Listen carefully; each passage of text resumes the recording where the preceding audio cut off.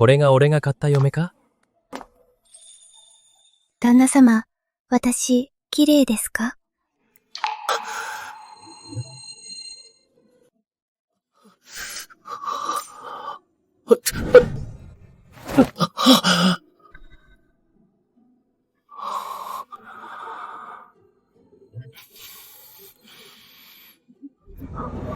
旦那様、今夜から私はあなたのものです。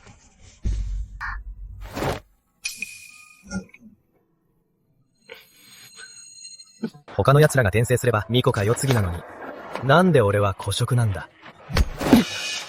見ろよ、あそこで身売りして親の葬式代を稼ごうとしてるぞ。どういうことだ？行ってみよう。待ってくれ。桜井家のお嬢様じゃないか。どうしてこんな身売りする羽目に。父親は生前大層な善人でな、稼いだ金は全部貧しい者のために使ったんだ。葬式代すら残ってないらしい。はぁ。戦地が報われないとはな。余計なお世話はしないでおこう。おっと。ほら、どいた。ちいれちめ。今日は田中郡総森様がここで、藤原町司会を開催するんだ。ここで邪魔をするんじゃない。ほら、ちった。昔の時代は本当にめちゃくちゃだな。こっちは身売りしてて、あっちは視界を開くなんて。さっさと失せろ。なんで手を出したんだ。おい、あんた、大丈夫か？お若いの、どうか、私を買ってください。おい。自分の飯さえどうにもならないのに、買える金なんてあるわけないだろ。諸生の皆様、本日の司会は、勝者に銀50両を贈呈する。死を作る。そうだ。俺の9年間の義務教育は伊達じゃないぜ。50両、待ってろよ。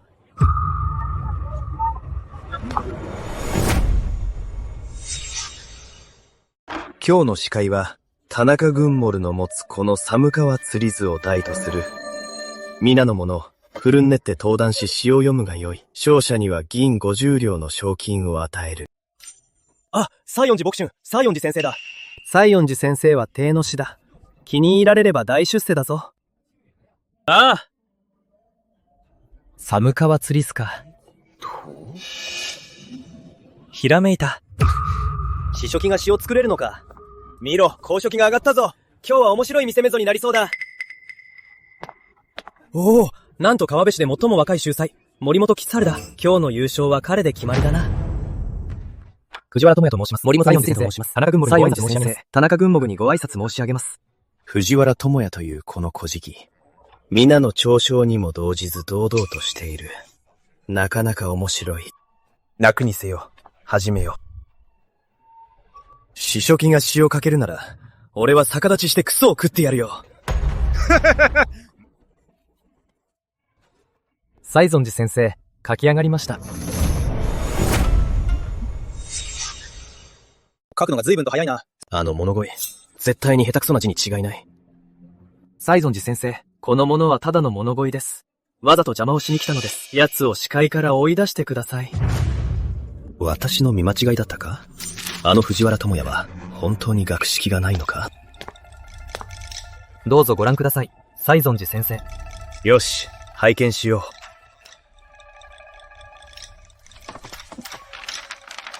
この字は、素晴らしい、見事な字だ。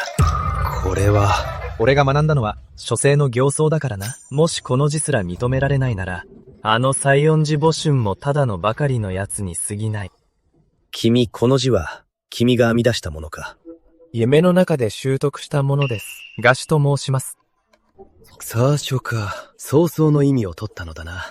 良い名だ。実に良い名だ。夢の中で習得したか。つまり彼が編み出したということだ。この物乞い実に面白い。先生、司会である以上詩が主役のはず。いくら字が良くても、本末転倒になってはなりません。そうだ。詩が良くなきゃ意味がない。その通りだ。それなら、西園寺先生、まずは詩をご覧ください。どうか、西園寺先生、まずは詩をご覧ください。シ山こり飛ぶこと絶え、万慶人の後滅す。古中、武笠の桶な、一人釣る寒への雪。素晴らしい詩だ。見事だ。阿は詩を呼び、詩は花を生む。雪とは言わずとも、どこもかしこも雪景色だ。森本秀才、死はできたか？先生ご指導を。筋率が合っておらん。ごくも不自然。これが死だと、持ち帰りなさい。諸君。発表する本日の司会の優勝は、千夜君を置いて他になし。見事だ。あ、またか。誰か、50両の賞金を、ティア君に渡しなさい。俺の最初の元で、ついに手に入れたぞ。千夜君、もう一つ頼みがあるのだが。智也君、この草書を私に教えていただけないか？先生が学びたいのであれば、喜んでお教えしますよ。達するものを主とする。先生、私の拝礼を受けてくだされ。西園寺没春は今の世の当主、帝の死の肩書きもある。俺が彼の死になったら、帝の死の死になってしまうんじゃないか。冗談じゃないよ。宗園寺先生、私はただの無意無感の身。どうしてあなたの死になれましょう。もったいないことです。もしどうしても礼をするなら、私は、傘書をお教えできません。待って。礼はしないから。どうか教えてくだされ。わかりました。では3日後に、手本を持ってお伺いします。他に用がなければ、これでおいとまします。千夜君、またね。藤原智也は今は小じだが、西園寺先生に気に入られたんだ。将来は有望だろう。良い関係を築いておかないとな。赤地味のような、視線のようなお方を、本当に私に見合うのでしょうか。20両だ。父親の葬儀代は、俺が出す。赤地味、ありがとうございます。雫はこれから、弁骨改心、働いて、ご恩に報います。今日は50両稼いだ。桜井鶴とこの家を買って残りは5両。商売の資金には、十分だ。桜井千鶴はいないのか？こんな夜遅くにどこへ行ったんだ？まさか、逃げたのか？誰？外にいるのは誰ですか？せずる。俺だ。帰ったよ。せずる。さっきはなぜ明かりをつけてなかったんだ？旦那様がお金を稼ぐのは大変ですから、私一人の時は、明かりを消せば灯油を少しでも節約できますので。昨日はまだ小じだったのに、今日には家があって、こんなにしっかり者の妻までいるとはな。シザモよ、これからはそんなに切り詰めなくていいんだぞ。ほら、何を買ってきたか見てごらん。ああ、豚肉ですか。お米と小麦粉もこんなに？それだけじゃないぞ。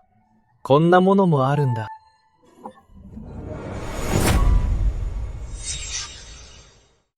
こんな綺麗なかんざし、私に？もちろんだ。早くつけて見せてくれ。旦那様、うちにはもうお金があまりないのに、私なんかに使わなくていいです。妻よ、何を言ってるんだ。俺の妻になったからには、絶対大切にする。言う通りにして、つけて。はい。じゃあ、着替えてきます。え？かんざしをつけるだけなのになぜ着替えるんだ？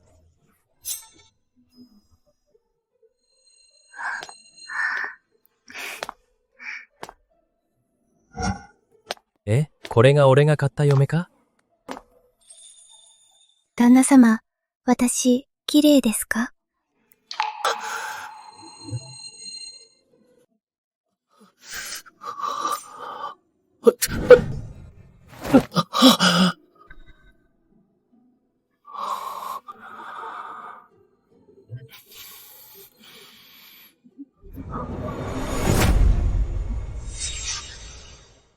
旦那様、今夜から私はあなたのものです。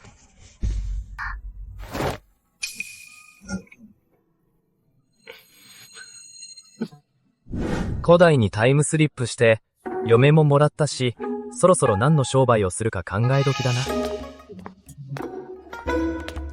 旦那様、頭を使う読書には、糖水で栄養補給を。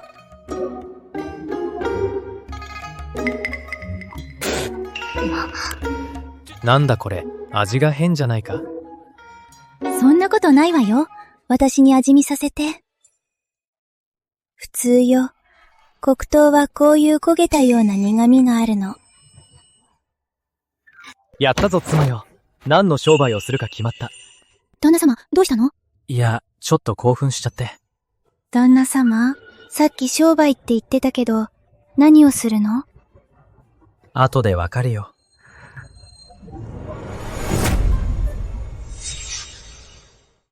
黒糖は苦くて渋い。木炭の吸着法を使えば、甘くて渋くない純白糖に生成できるはずだ。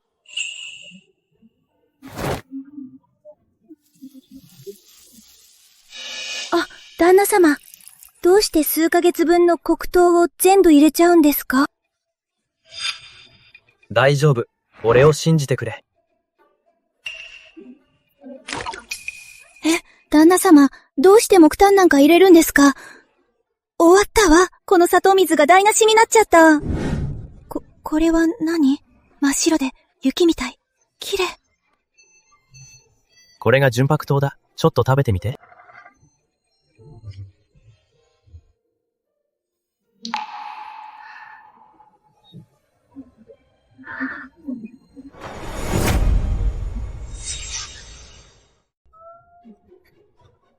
すごく甘い。黒糖の苦味も焦げ臭さも全然ないわ。旦那様、これが言ってた商売なの？ああ、明日は川辺市でこの純白糖を売ってくるよ。裕福な家の人たちにきっと大人気になるさ。純白糖を売りたいだと？帰れ帰れ。うちは菓子屋だ。東郷には全く困ってない。ジョンシュ、まずは俺の品を見てから言ってくれよ。ほら。なんだこりゃ、これが糖なのか？ああ。こんなの見たことないぞ。舐めてみな。おお、この純白糖はどうしてこんなに甘いんだ？うますぎるぞ。この純白糖はうちのどの砂糖より甘いぞ。のーちゃん、一斤いくらだ？一斤二里両だ。なんでそんなに高いんだ？高いか？いや、うちの黒糖は100文だ。お前のは黒糖10斤分じゃないか。店主、その計算は違うぞ。黒糖はそこら中にあるが、純白糖は泉中探しても俺しか持ってないんだ。それに、あんたの店にしか売らないと約束する。独占販売ってやつだ。金持ちも商人も平民も。純白糖が欲しけりゃここに来るしかないだろう。なるほど。希少価値があるまだ高いと思うか？いや、高くないにょうちゃん。全然高くないぞ。その純白糖全部買い取ろう。よし。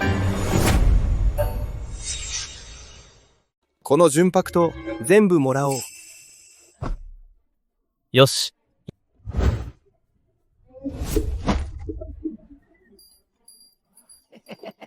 ありがとう。気をつけてな。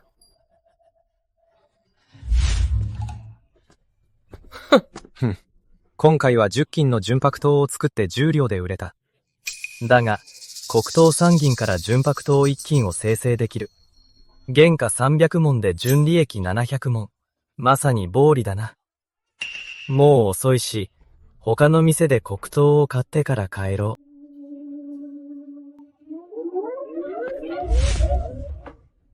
これほど良質の純白糖が1両とは、安すぎるな。しかもあいつ、泉帝国中でこれを売っているのは、自分だけだと言っていた。明らかに独自の正当の秘伝があるはずだ。もしその秘伝を手に入れられれば、国を敵に回すほどの富を得られるのではないか？竜郎。六郎、店主、お呼びですか？急いで。さっき純白糖を売りに来たやつを連れ戻してこい。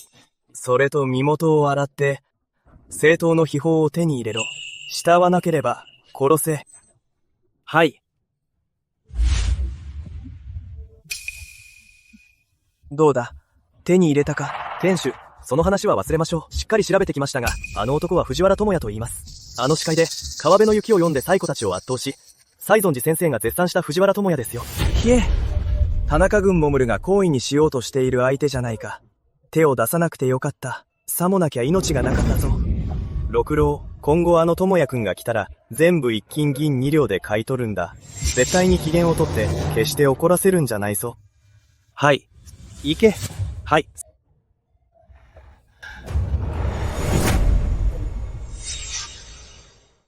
雫、ただいま。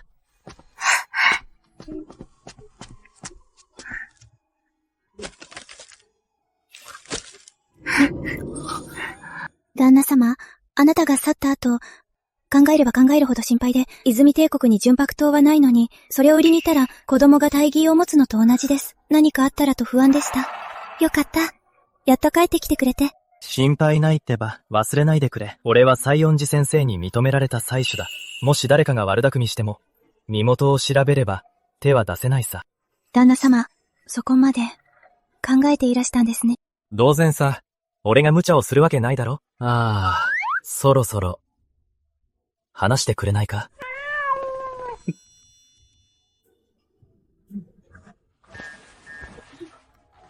ほら、君に新しい着物を買ったんだ。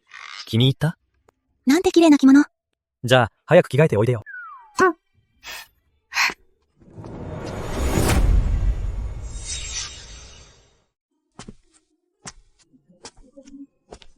旦那様。おお。旦那様、似合ってる？ああ、服も綺麗だけど、君はもっと綺麗だよ。藤原智也、出てこい。高橋昇。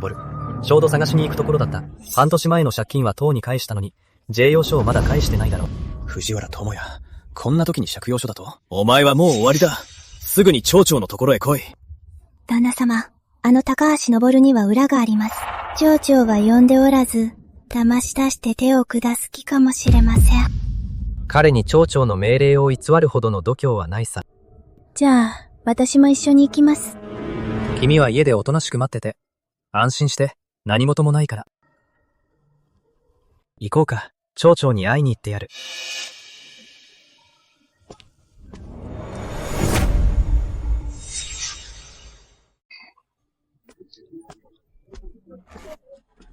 藤原智也、町長にご挨拶を。長老の皆様にも。私をお呼びになったのは、一体何事で？知恵よ、家を明け渡しなさい。私の家を、なぜ明け渡すのですか？あの時家を売ったのは、お前が読書人だからだ。正体がバレた今、住み続ける資格はない。私の正体とは何ですか？ともれ藤原智也、町長様に口もたえする気か。外でやっているその汚い真似を。誰も知らないとでも？私がどんな汚い真似をしたと、なぜ家を取り上げるんです？藤原智也、まだ言い逃れする気か。本当のことを教えてやる。お前が田中先生の川辺の雪を盗作したことは、もうバレてるんだよ。田中先生って私の昔の先生だぞ。私が数日商売をしただけで、なぜ川辺の雪が田中先生のになるんだ。長老の方々、藤原智也は田中先生の詩を無断で盗用して、司会に参加し、しかも首位を獲得したのです。その通りだ。藤原智也は私の昔の教え子でね。家が没落して孤児期になり、学童にも来なくなった。この川辺の雪は私が偶然作ったものだが、まさか彼が勝負に使うとは、全くもってシモンの恥だ。この小僧が先生の詩を盗用するとは、村全体の恥たらしだぞ。そうだ。今後村の子供たちが学びたくても、近隣の先生方は誰も引き受けてくれなくなれ。じいや一人が村全体の学びの道を断ったんだ。家を取り上げるだけでは甘い。村から追放すべきだ。藤原智也、今となってはもう言い逃れはできないぞ。いろいろと言ってるが、すべて一方的な言い分だ。決定的な証拠はあるのか？証拠だと、これ以上何の証拠がいる？証拠？これ以上何の証拠がいる？周知の事実だが、入学して5年、未だに無意無感じゃないか。本当に、川辺の雪を作れたなら、とっくに受かってるはずだ。この詩は、盗んだに決まってる。つまり証拠はないってことか？皆さんに聞くが、たった2人の言葉だけで俺を有罪にするつもりか？藤原智也、お前、早く土下座して謝らんか！はぁ、藤原智也、俺たちも信じたいが、お前の才能では、到底作れないだろう。川辺の雪のような詩はな。誰が、作れないと言った？木水や黄河の水、天上より来るを、ペンにして海に足りて、ふくた回らず。木水や高堂の三重峡、白髪を悲しむを朝には葵とのごときも、暮れには雪となる。大江遠見去り、老は富げ尽くす。千個の風流人物を百合に友地をひだげて剣を噛ん。夢に回る空格連営。800里暇に炙りを分かち。五次元差外の声に翻る。シャバ秋に兵を転ず。この詩は、すべてお前が。田中先生、まさかこれらの詩も、俺が盗んだとでも？田中先生、まさかこれらの詩も、私が盗んだというのですか？そうだ、藤原智也。お前が盗んだに決まっている。町長。ふざけるな！藤原は10種も続けて詩を作ったんだ。どれも絶品だ。こんな才能のある者がどこにいる？どこで盗めるというのだ？これで川辺の雪も間違いなく藤原が作ったと断言できる。高橋初老、お前は藤原を陥れ、我が町から大稀な天才を失わせるところだった。どう責任を取るつもりだ？高橋将軍から肥沃な土地を30分な没収することを提案する。ダメだ。俺の父は高橋主だ。こんなことをして、父が黙っているはずがない。なら父親に直接話に来させろ。出て行け！お前も田中先生も、今後この町への立ち入りを禁ずる。出て行け！出て行け！行くぞ。出て行け！早く出て行け！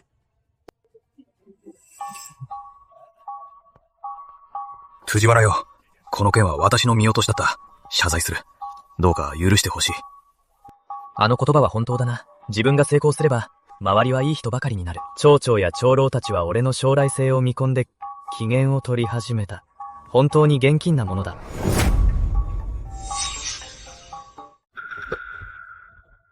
まあいい。気にはしていない。ただ、今後二度と同じようなことが起きないようにしてくれれば。ええ、もちろんです。私からの謝罪の印として、高橋昇から没収した30棟の肥沃な田を、今後は君のものにしようと決めた。それだけでなく、一族の長老たちも君が学業で忙しく、農作業をする時間がないことを分かっている。だから、専門の農夫をつけて手入れをさせるから、君は家家の準備に専念すればいいんだ。では、お言葉に甘えさせていただきます。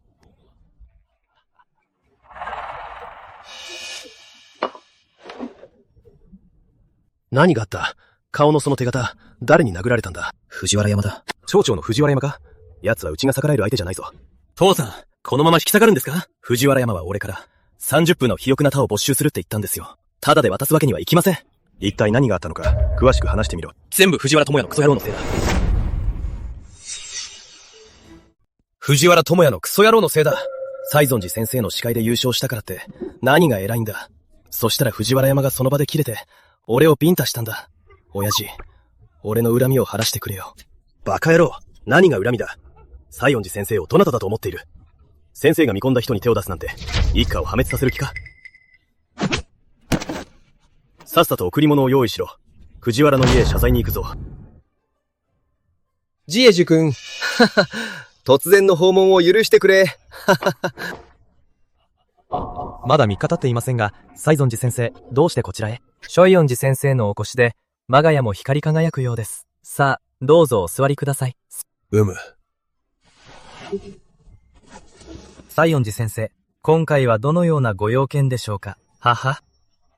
用件だなんてとんでもない。実は行草の書が気になってな。ご指導などとんでもない。どうしても牛草の書が気になって、寝食も忘れるほどでしてな。故にお尋ねした次第です。私の不注意でした。すぐに部屋から取って参ります。さあ、先生。これですな。何日も心待ちにしていたのは、ティア君、本当に感謝するよ。もう遅いので、これ以上長いはしませんぞ。お先に失礼する。西園寺先生、お気をつけて。藤原智也さんはご在宅ですか？はい、どなたですか？何しに来たんですか？せずくとこらないで。肥沃な土地を送りに来たのかもしれないよ。そんな親切なわけないわ。信じない。向井です。すべて誤解です。藤原若君。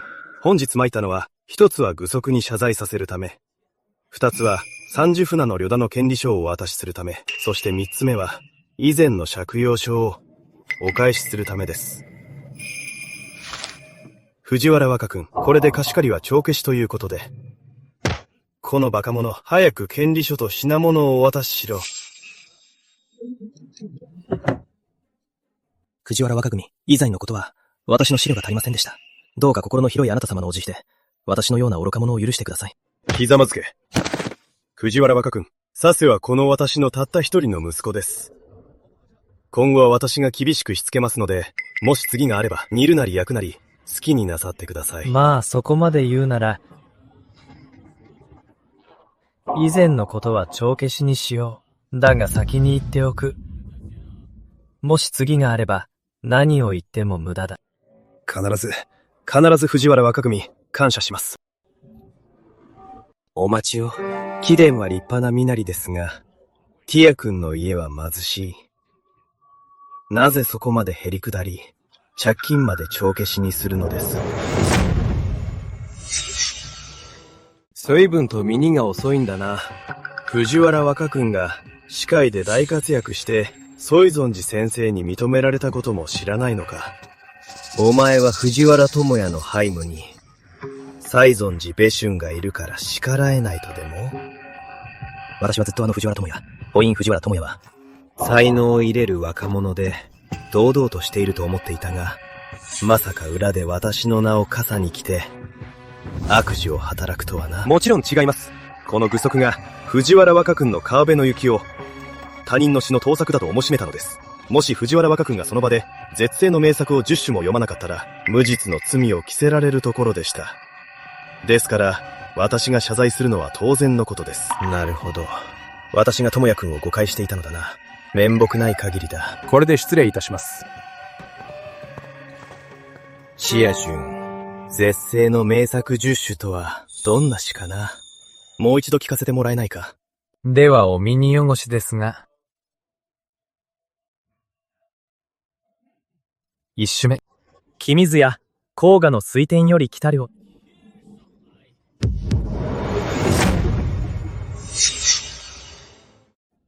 あ、この11首目は、雲には衣装を思い、花には陽を思う。待たれよ。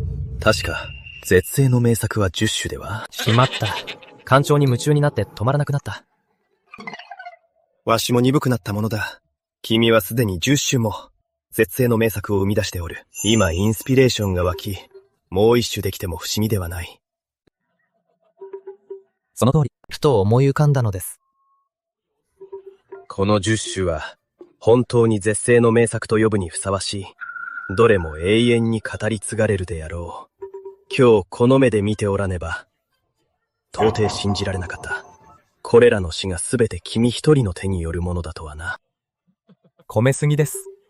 この11首目だが、この第一句だけでわかるのだ。これも絶世の名作だと、ピマヤ君。この詩を最後まで完成させてくれないか。雲には衣装を思い、花には陽を思う。春風そきりを払ってろかこし。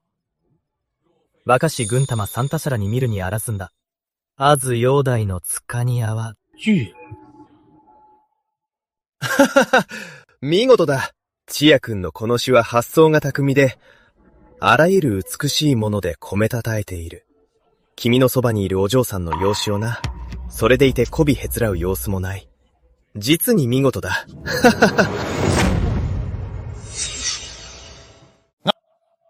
智也氏、この詩、私のために書いてくれたの？瀬津がこんなに期待してるのに、ここで否定したら彼女を傷つけちゃうよな。まあいい。いっそ認めよう。ああ、気に入った？うん。素晴らしい。才児華奢人だ。君たちを見ると、私も、若かりし頃に戻った気分になる。このような素晴らしい出来事、私も一役買いたいものだ。ティメヤ君、私の弟子にならないか。西尊寺先生、弟子、藤原智也、お見知りおきを。よしよし。私の弟子になったからには、一つ試験をしよどうぞ先生。ジアイ、お前はなぜ学問をするのだ？先生、我々知識人は、天地の間に生まれ生涯で求めるべきは4つあります。その4つとは、天地のために心を立て、富のために命を立て、聖人のために絶学を継ぎ、万世のために太平を開くことです。先生。大丈夫ですか？大丈夫だ。なんでもない。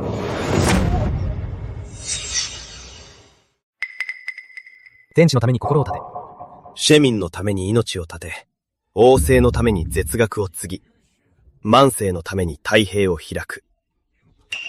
わしが生涯かけて追い求めてきた問いに、今日ついに答えが出た。だが残念なことに、わしはもう老いた。藤原友也、わしの願いを叶えてくれるよう頼むぞ。しやし、西園寺先生が。先生をそっとしておこ3日後、屋敷で弟子入りの儀式を行うぞ。はっはっは。組んで使命に従います。西園寺先生の弟子になれた今なら、生成4作りに着手してもいいだろう。何しろこの戦略物資はずっと寛永だからな。一般人が手を出せば命はない。だが、先生の弟子という身分があれば心配無用だ。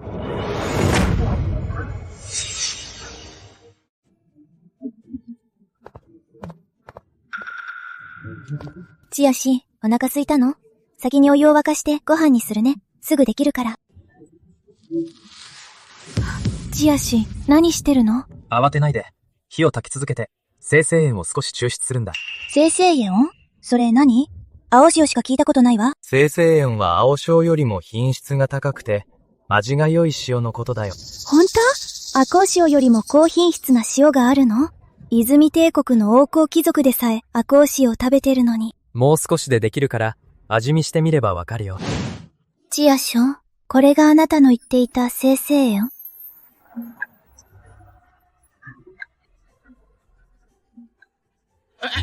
しょっぱい。それに青塩のような苦味が全然ない。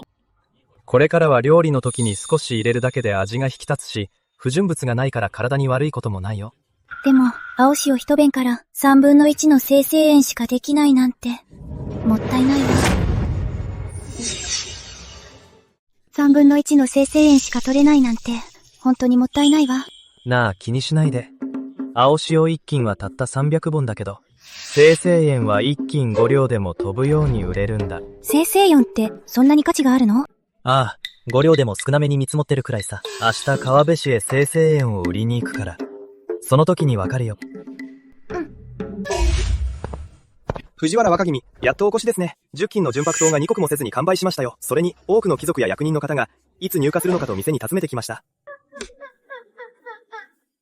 ほら、全部で50斤だ。重さを測って、間違いないか確認してくれ。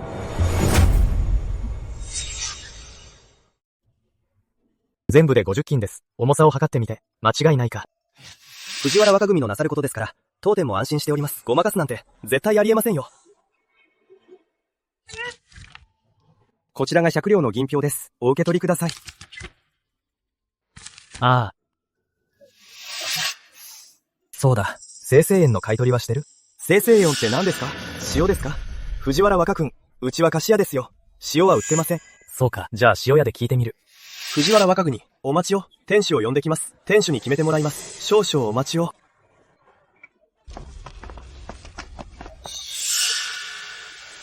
六郎、うちで働いてもう10年近いだろう。藤原若軍が生成塩を売りたいなら、買い取ればいいじゃないか。わざわざ私を呼ぶ必要があるか。店主、うちは菓子屋じゃないですか。塩なんて売ってませんよ。あんな大きな袋の塩、少なくとも2、30斤はあります。買っても使い切れませんよ。バカ。使い切れないなら親戚に配ればいいだろう。藤原若軍がどれほどのお方か、ご機嫌を取る機会すら滅多にないんだ。塩を少し買うくらいなんでもない。行くぞ。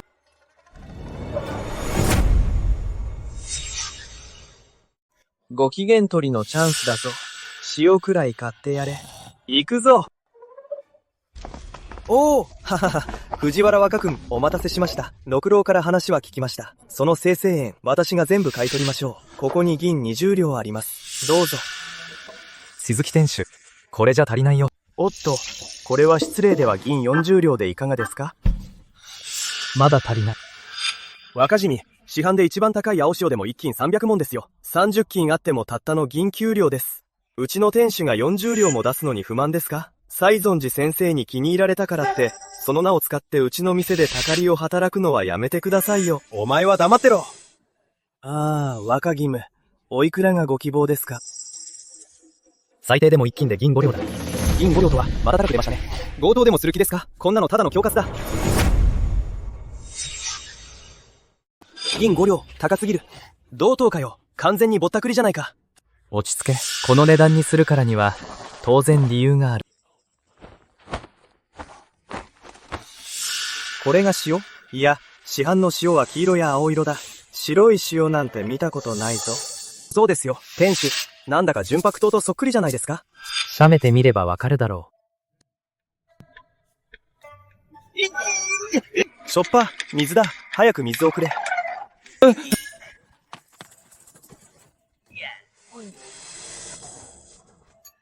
藤原若組、一つまみの生成塩がこれほどしょっぱいとは。品質は完全に青塩を圧倒してますよ。鈴木店主。まだ銀5両が高いと思うか？全く高くありません。これほど味が良ければ5両どころか10両でも喜んで買う貴族はたくさんいます。藤原若組、この生成塩、私の店だけにおろしてはいただけませんか？独占販売したいのか？藤原若組、この生成塩を私どもだけに売ってくれませんか？独占販売がご希望で？はい、そうです。藤原若君、独占販売したいのです。一斤あたり銀8両でお買い取りします。いいだろう。引き受けた。ありがとうございます。ぶっ立ててないで銀500両を藤原若君にお渡ししろ。20斤の生成塩しかないから、そんなにはいらない。いえいえ、藤原若君、多い分は手付金ということで。わかった。またどうぞ。取引成立だな。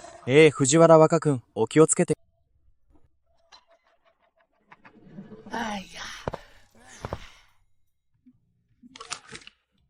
やっぱり声援は本当にボロ儲けできる商売だな。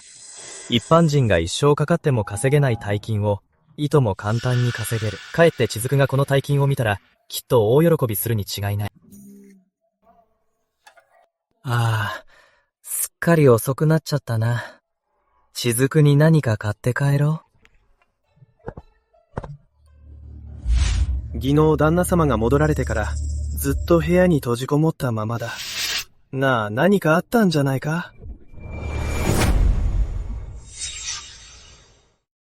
旦那様は当代一の王子だ。強い正気を持っておられる。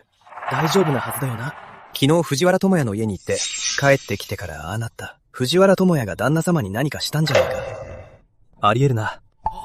あいつに問いただそう。行くぞ。四郎電車にお目にかかります。先生の住まいで騒ぐとは何事だ？四郎殿下。どうかお怒りをお鎮めください。私どもも旦那様の安否を案じるあまり、無礼を働いてしまいました。先生に何があった？早く言え！兵糧電車がお見えか？先生、競争でございます。入りなさい。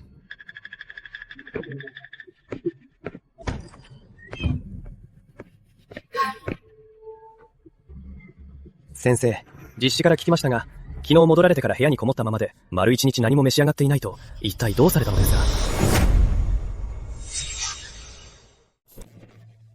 か？ついに見つけたぞ。私の全てを注ぎ込み、後継者として育て上げたい最後の弟子をな。誰ですかそれは？藤原誠だ。先生、私も川辺市に来てから、藤原誠という名前は耳にしました。しかし彼は、川辺の雪という詩を読んで司会で優勝しただけでしょう。先生の弟子になるほどの器とは思えませんが。これを見ればわかる。天地のために心を立て、庶民のために命を立て、王政のために絶学を継ぎ、万世のために太平を開く。なんと壮大な気迫。なんて偉大な理想だ。先生、もしかしてこれは？その通り。私の最後の弟子となる藤原誠が書いたものだ。私の見立てでは、10分な時間を与えて育てれば、いずれ必ずや、我が泉町を治める迷信となるだろう。先生が藤原誠をそこまで高く評価されているとは思いませんでした。機会があれば、私もその藤原誠に会ってみなければなりませんね。旦那様、四郎殿下と田中軍守が面会を求めております。通しなさい。四郎殿下、西園寺先生にご挨拶申し上げます。田中軍守、私に何の用かな。西園寺先生、市場で珍しいものを見つけまして、献上に参りました。ほう？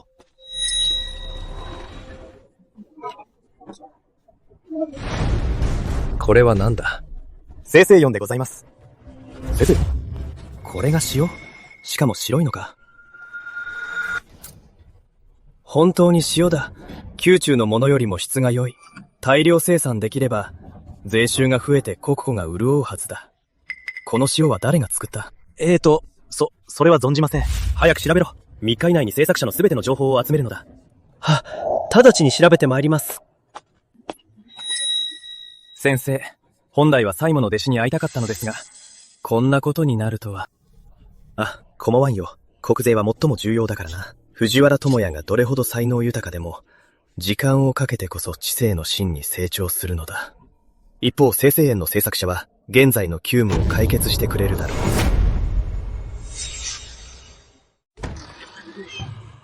ああ。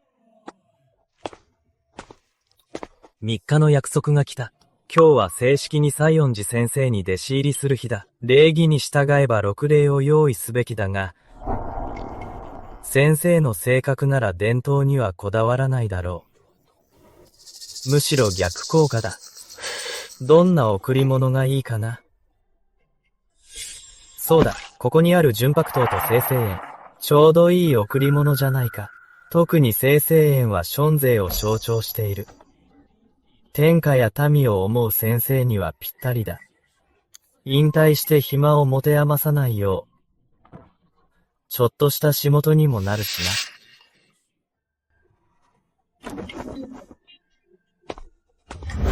な。藤原若君、旦那様が大広間でお待ちです。わかりました。ご案内ありがとうございます。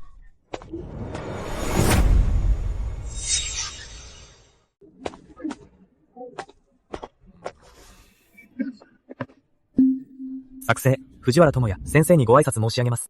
よしよし。この人が、西園寺先生が取るという最後の弟子なのね。とても普通に見えるわ。口を慎め。西園寺先生が見込んだ以上、きっと波がずれた際があるはずだ。君は疑うのか、先生の眼力を。そんなわけないわ。ただ不思議に思っただけよ。弟子入りしに来たのに、6種の贈り物も持ってないなんて、礼儀を知らないにも程があるわ。そうだな、西園寺先生を軽んじてるんじゃないか。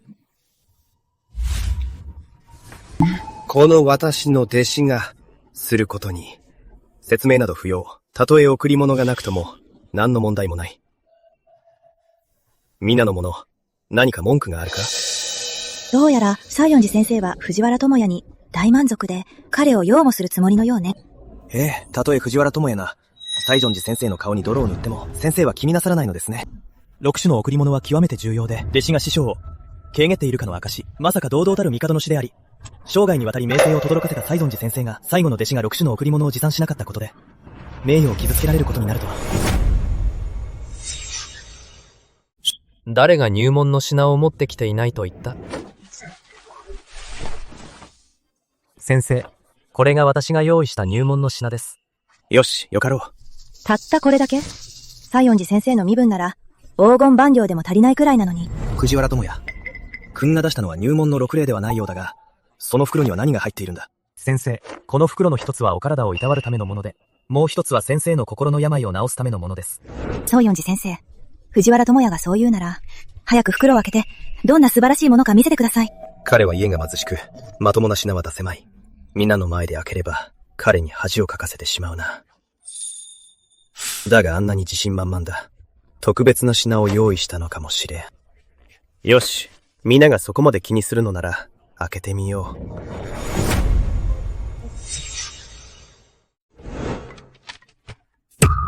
これは市販では手に入らない純白桃よ。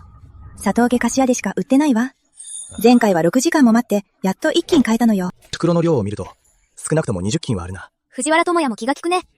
純白糖が藤原智也の言っていた体に良いものだろう。心の病を治すというもう一つの袋には何が入っているんだ。この袋の中身、どう見ても純白糖みたいだけど。まさか藤原智也は純白糖を2袋送ったのか。まさかこれは。生成塩？やはり生成塩だ。藤原智也。この生成塩はどこで手に入れたのだ？先生、この生成塩は学生が青潮から生成したものです。君が生成したのか？東大一暮らしとはこのことだ。ずっと探していた生成塩の制作者が、なんと私の弟子だったとは。ははは。生成塩？それは何ですか？青潮と海塩しか聞いたことがありません。わかりませんが、西園寺先生があんなに嬉しそうに笑っているのを見ると、生成塩は非常に重要なのでしょう。西園寺先生が藤原智也をひいきするのも、無理はないですね。生成塩が彼の心労を和らげたのですね。藤原智也組は、生成塩が私の心労を和らげると言ったが、これが世に出る意義をよく理解しているはずだ。はい。塩商人を牽制し塩税を徴収して国庫を潤すことです。まさに的を射ている。まだ未熟で成長に時間がかかると思っていたが、君の眼力と見識がここまで達していたとはな。皆様、今日の入門式はこれまでにしよう。どうぞお引き取りください。図知事はおるか？旦那様、何なりと。すぐに四皇や四郎を呼んできなさい。はい。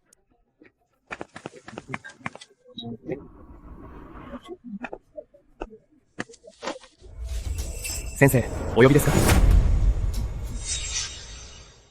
四郎、こちらが私の最後の弟子、藤原先生です。先生、前にも言いましたよね。手が空いたら私から藤原智也に会いに行くと。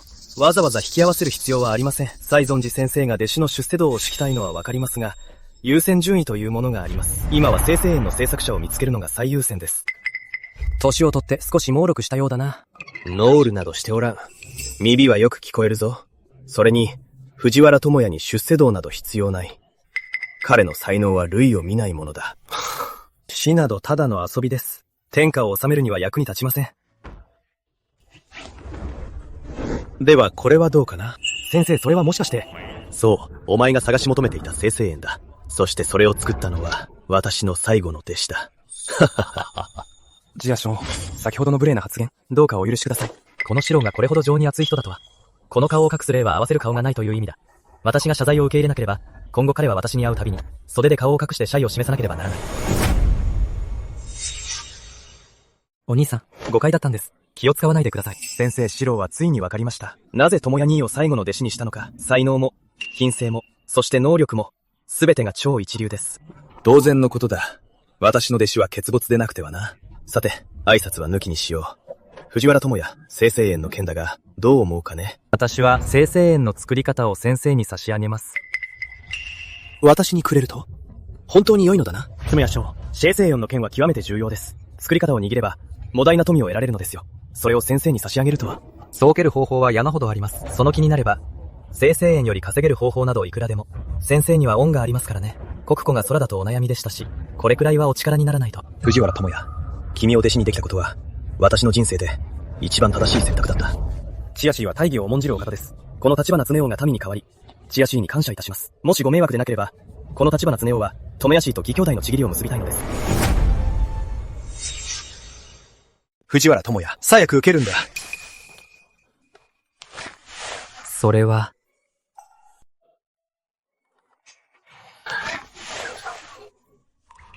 天の神よ。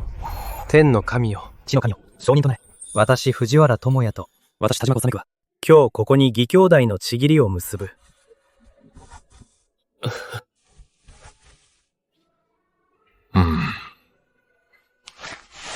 チア将、まくさずに言おう。私は泉帝国の四郎なのだ。これまで身分を隠していたのは、やむを得ない事情があったからだ。我々は今や兄弟なのだから、当然隠し事はなしだ。そして今後、何か私に手助けできることがあれば、遠慮なく言ってくれ。まさか立花の詰め物身分がこれほどとは。道理でいつも冷静な西園寺先生が、私と義士兄弟の契りを結ぶと聞いてあんなに焦って、早く受けろとせかしたわけだ。まさか、生成塩の作り方一つで、思いがけず知り合えるとは。泉帝国の四郎と、しかも義兄弟になるとは。これを地図に話しても、きっと信じないだろうな。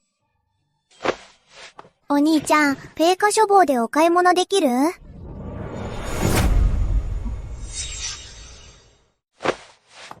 お兄ちゃん、ペイカ書房で買い物してくれない？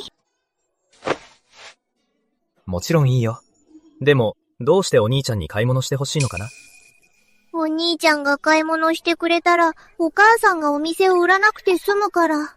おじいちゃんとお父さんが死んじゃってから、ずっとお客さんが来てないの。よしよし、わかったよ。お兄ちゃんが今から買い物してあげる。ほんと？ほんとだよ。指切りしよ指切り！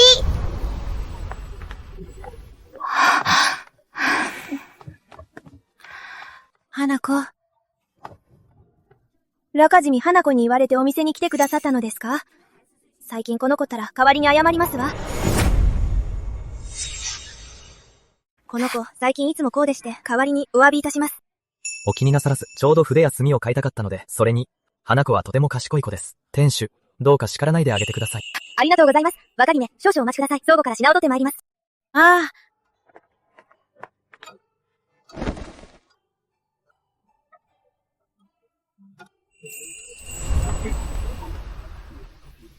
店主、少し拝見しましたが、こちらでは文房書法の他に、様々な書籍も販売されているのですね。ウェイハ書房はもともと書斎なのですが、商売がうまくいかず、口や墨なども売るようになったのです。それでも、状況は良くなりませんでした。このままでは、店を手放すしかありません。この母娘は互いに頼り合って生きている。米花書房は彼女たちの唯一の居場所だ。もし売ってしまったら、これからどうやって生きていくんだ。特に花子はまだ6歳だ。路頭に迷わせるわけにはいかないだろう。僕が助けてるべきか。店主、これは100両です。若君、ピテや墨は500文です。それでは多すぎます。お釣りが出せません。誤解していますよ。これは、米花書房への投資です。誤解ですよ。米花書房に投資するためです。若君は書房を狙っていたのですね。仕方ありません。私の経営が下手なせいで、先祖代々の財産を売るしかありません。若君、この書房は100両の価値はありません。そんな得はできません。50両で十分です。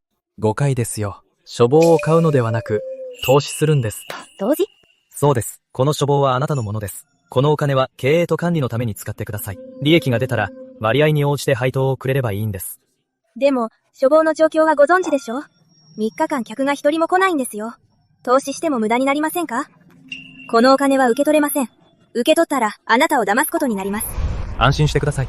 客を増やす方法があります。どんな方法ですか？ピセの準備を。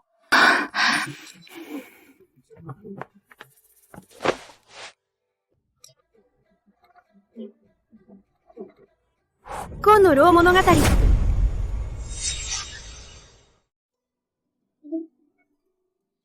弁の老物語？若君。この題名は、ごく平凡に見えますわね。仮面に溢れる高等無形の語、一握りの辛酸の涙。皆が作者を知れ者というが、誰がその中の真意を理解するだろうか。素晴らしい、素晴らしいわ。この書き出しは面白いですね。もう続きが楽しみになってきましたわ。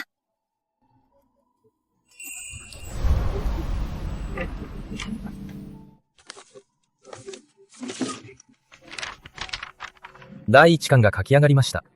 読んでみてどうですか？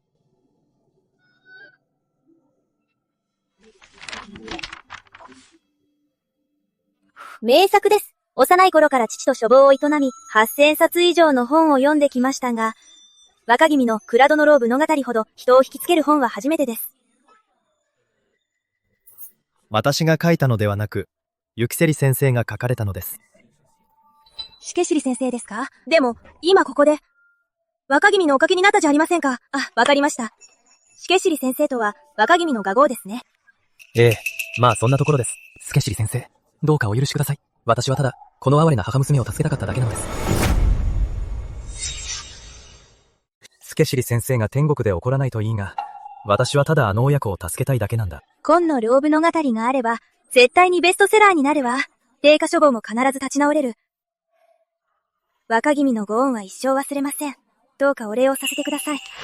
小野店主、そんなに気にしないで。私たちは協力関係だ。私が金と原稿を出し、君が印刷を担う。ご安心ください。全力で取り組みます。はい。鈴木の原稿もなるべく早く書いて渡すよ。ところで、客が書房に来たら、どうやってこの本を進めるつもりだ？こんなに良い本なんだから、棚に置いて、客が来たらおすすめすればいいのよ。聞いておいてよかった。このままじゃ絶対に売れないぞ。小野店主、そのやり方でもいいが、効率が低すぎるよ。いくつか良い方法があるんだ。試してみないか？どんな方法ですか？小野店主、こうしよう。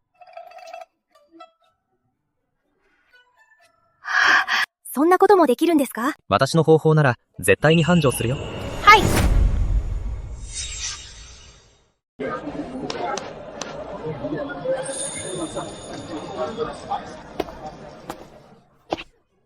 店主さん、どう無料になるの？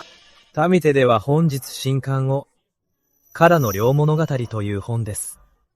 ちょうど今、1万字のお試し版があります。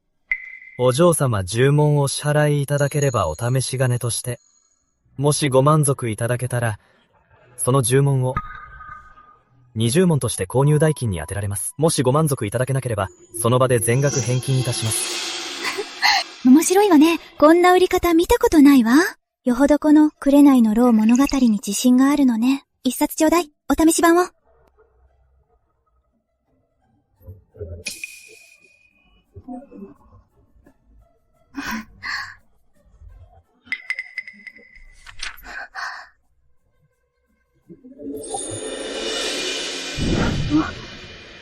もう終わり？1万字じゃ少なすぎるわ。お試し版ですからね。少ないのも当然ですよ。お嬢様、物足りないということは、コンドロー物語を気に入られましたか？お嬢様、まだ読み足りませんか？菅田の蝋物語をお気に召したようですね。今まで読んだ中で絶対に一番面白いわ。一冊ちょうだい。はい。第1巻は定価3両。お試しの30文を差し引いて、あと2両と980文になります。ええ。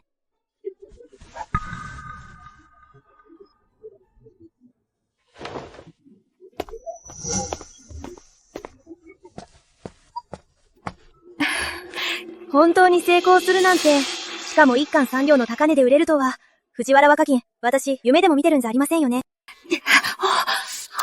ここにお金があるんだ。嘘なわけないだろう。藤原若組、あなたは本当にすごいです。小野店主、ざっと見たところ、書房の本にも名作はあるのに、売り方が悪すぎるんだ。だから売れないんですよ。この無料試し読みの手を使って売り上げを伸ばすこともできますよ。ええ、今すぐ試し読み版を準備してきます。うん。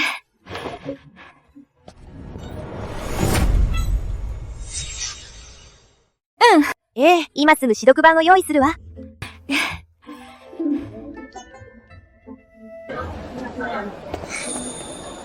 静香姉さん、何をそんなに夢中になって読んでるの？この蝋物語よ。新しく出た物語。普通の本に見えるけど、面白いの？保証するわ。これは絶対的な傑作よ。市販の物語を全部合わせても、河の蝋物語にはかなわないわ。セズル城が木之丞の蝋物語をそこまで絶賛するなんて、なんだか気になってきたな。でも、コラの蝋物語って名前、遊郭を連想させるわ。もしかして、いやらしい本じゃないの？心が汚れている人は何を見ても汚く見えるのよ。皆さんに保証するわ。ボダの蝋物語は不朽の名作よ。読まないと一生後悔するわ。そんなに大げさなの？自分で読んでみればわかるわ。神に満ちた高等無形な言葉。溢れる辛酸の涙。作者は愚かというが、誰がその真意を理解できようか。素晴らしい詩だ。この冒頭だけで河の蝋物語の素晴らしさがわかる。もう続きが楽しみになってきたぞ。瀬津城の言う通りだ。心が汚い奴は、何を見ても汚く感じるんだな。あんたたち。まあ喧嘩はよせ。セズグ城早く次のページをめくってくれ。続きが読みたい。読みたいなら自分で買いなさいよ。私もまだ読んでる途中なの。千鶴城、河の蝋物語はどこで買えるんだ？指導部の売価書房よ。そうだ、あの本屋では無料の試読キャンペーンもやってるわ。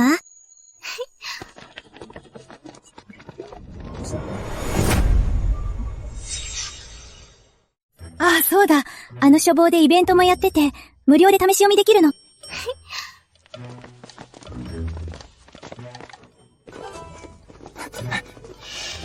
ここが売価書房だ。店主、河野老物語を一冊くれ。俺にも一冊、無料で試し読みできるって聞いたぞ。他の本も試し読み版はあるのか？あるなら、一緒に買うぞ。はいはい。慌てないで。一列に並んで。全員分ありますから。手付金は10問。満足したら残りを払って。さあさあ。俺が先だ。俺が一番だ。全員分ありますから。さあさあ。俺にもくれ。選手、集金して。何ぼんやりしてるの？皆さん、慌てないで、順番にお願いします。わずか一刻ほどで100両も稼げるなんて、藤原若組本当にすごいです。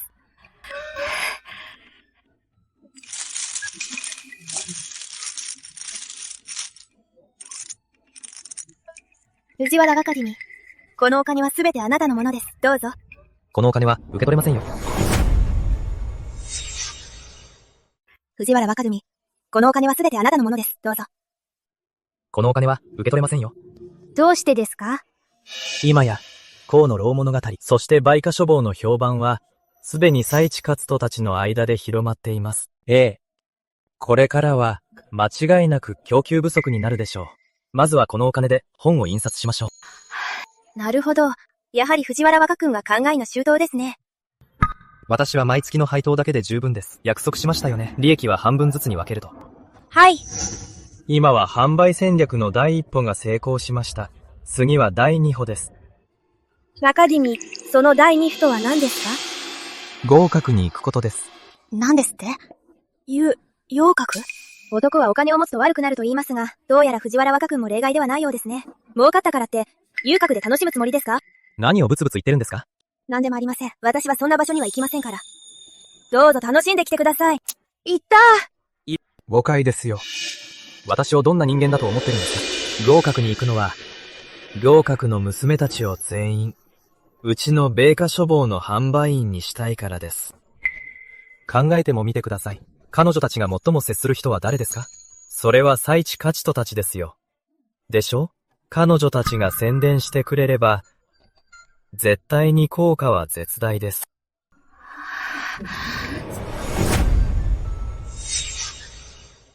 彼女たちが宣伝に協力してくれれば、その効果は絶大でしょう。小野店主、なぜそんな目で私を見るのですか？藤原若君、本当にあなたの頭の中はどうなっているのか気になりますわ。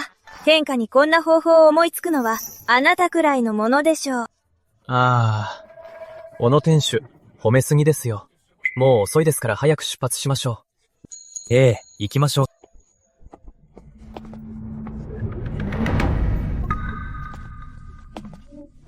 おや、お見受けしない顔ですね。表彰画本は初めてですか？女の子をご紹介しましょうか？いや、結構です。表彰画本の女将を呼んでください。え？そんなに趣味が変わってるんですか？行けと言ったら行きなさい。つれこで言わないの。でも。ほら、これでまだ文句ある。へ、お二人とも中へどうぞ。すぐに呼んで参ります。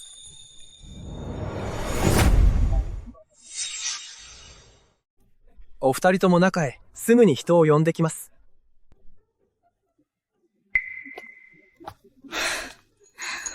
阿蘇閣に来て女郎を呼ばず、私に何の用だい？頭がおかしいんじゃないの？主、あの二人はただものじゃありませんよ。チップとして銀1両もくれました。本当かい？ええ、嘘なわけないでしょう。ほら、銀はここにあります。どうやら本当の金持ちみたいだね。後でしっかりおもてなししないと。そうそう、メセの決まりで、個人的にチップをもらってはいけないんだ。後で帳場に行って、銀を店に入れな。無駄ボセだったよ。あんなに自慢するんじゃなかった。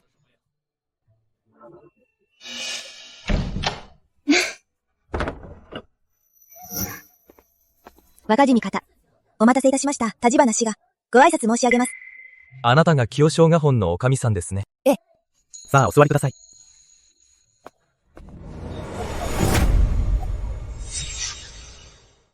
さあ、座って。お二人は詩やティークを作りたいのですか？それとも曲を聴きたいのですか？どちらでもありません。私たちは商談をしに来たのです。ご冗談を、このような場所でどんな商談があるというのです？私たちをからかっているのでしょう？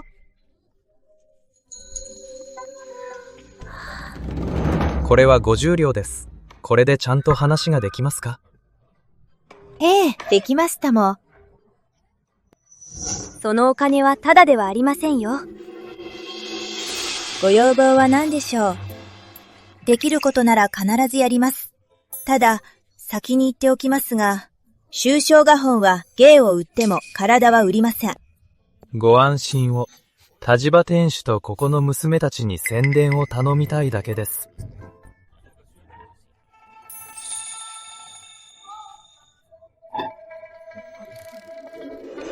年の老物語？若君、こんな題名をつけるとは。うちの清潮画本をからかっているのですか？うちの娘たちは身の上が哀れで、こんな場所に落ちぶれたとはいえ、みだりに蔑まれる筋合いはありません。火事場店主、そう焦らず、まずは本の中身を見てからにしてください。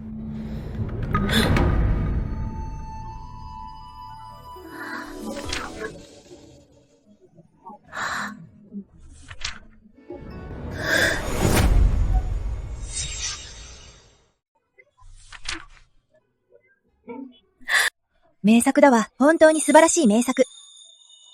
申し訳ありません、お二方。先ほどの無礼をお許しください。構いません。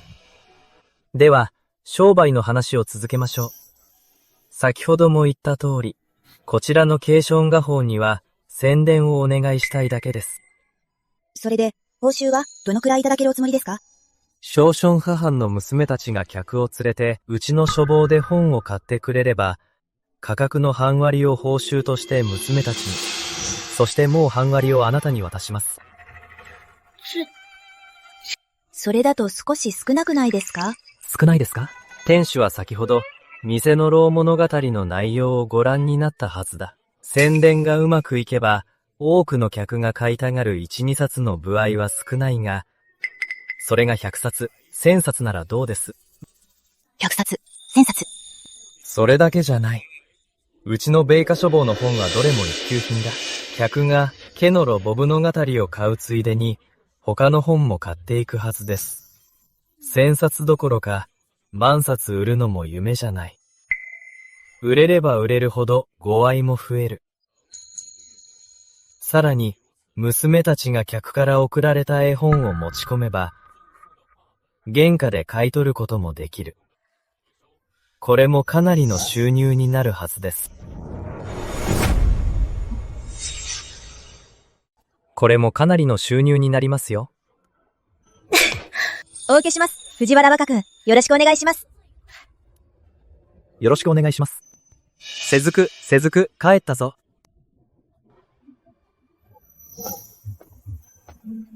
ジアシ、今日の入門式はどうだった？生成運の作り方を先生に差し上げたら、とても喜んでおられたよ。それに、四郎殿下の立花孔明と義兄弟のちぎりを結んだんだ。四郎殿下？殿下と義兄弟になったの？私聞き間違いじゃないわよね。それだけじゃない。米花書房という書房にも投資したんだ。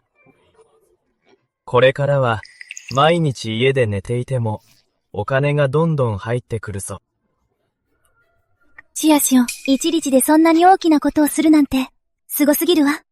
君にいいものも買ってきたんだ。ほら、かんざしだよ。気に入った？うん、すごく綺麗なかんざしね。ティマヤに、早くつけて。ああ、綺麗なかんざし、ティマヤに。早く刺して。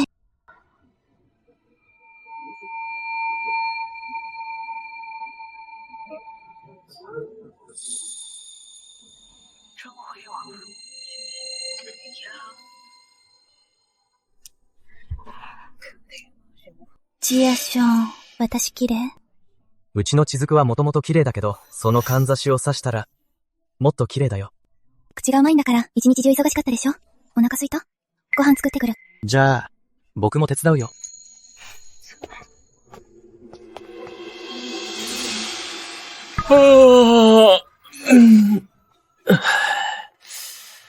いつの間にか、この売価書房に投資して、もう1ヶ月が経った。処方の商売は日増しに繁盛している。配当金だけで3000両も手に入れた。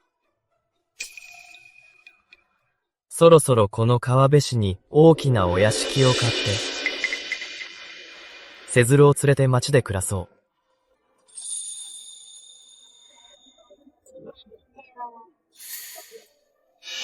まだ時間が早いから先に書房へ行ってみるか。ついでに、ボダノロー物語第2巻の原稿を渡そう。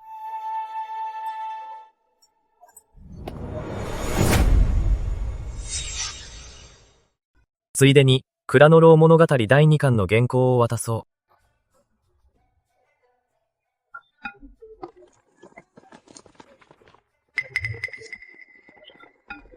小野店主、少々画藩の藤原城から聞いたんだが、最近コナの牢物語という名作があるそうじゃないか。さあさあ、早く一冊くれ。彼女に送りたいんだ。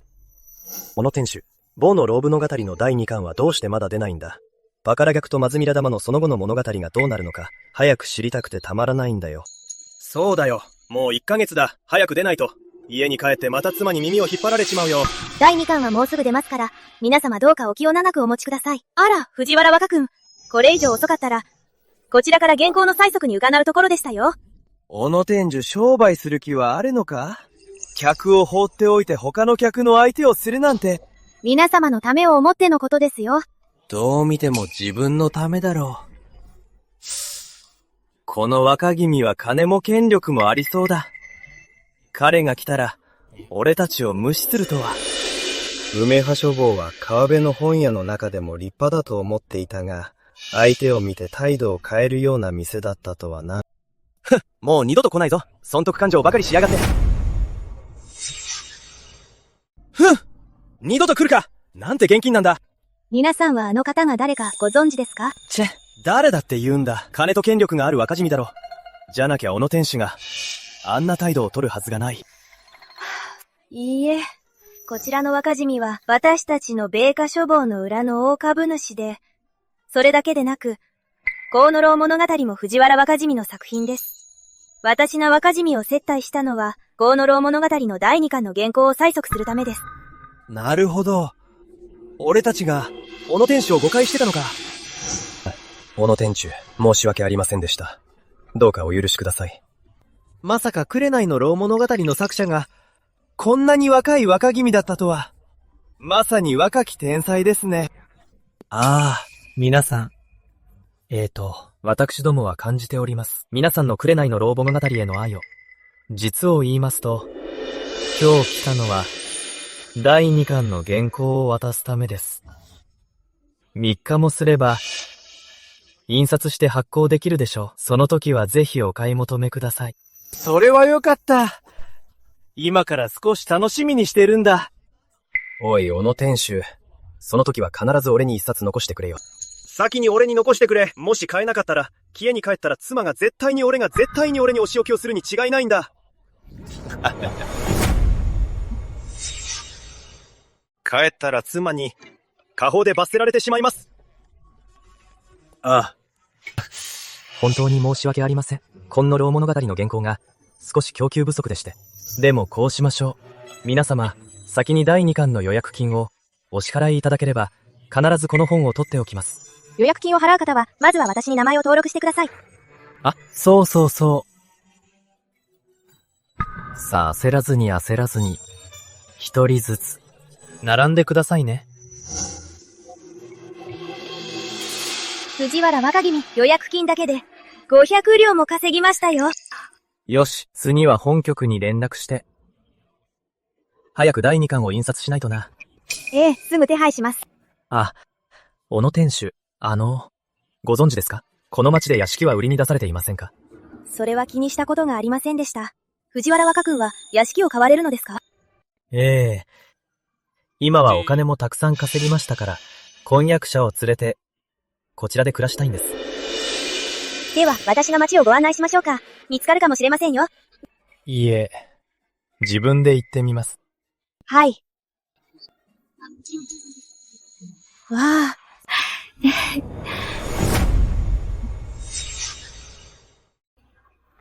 わあ。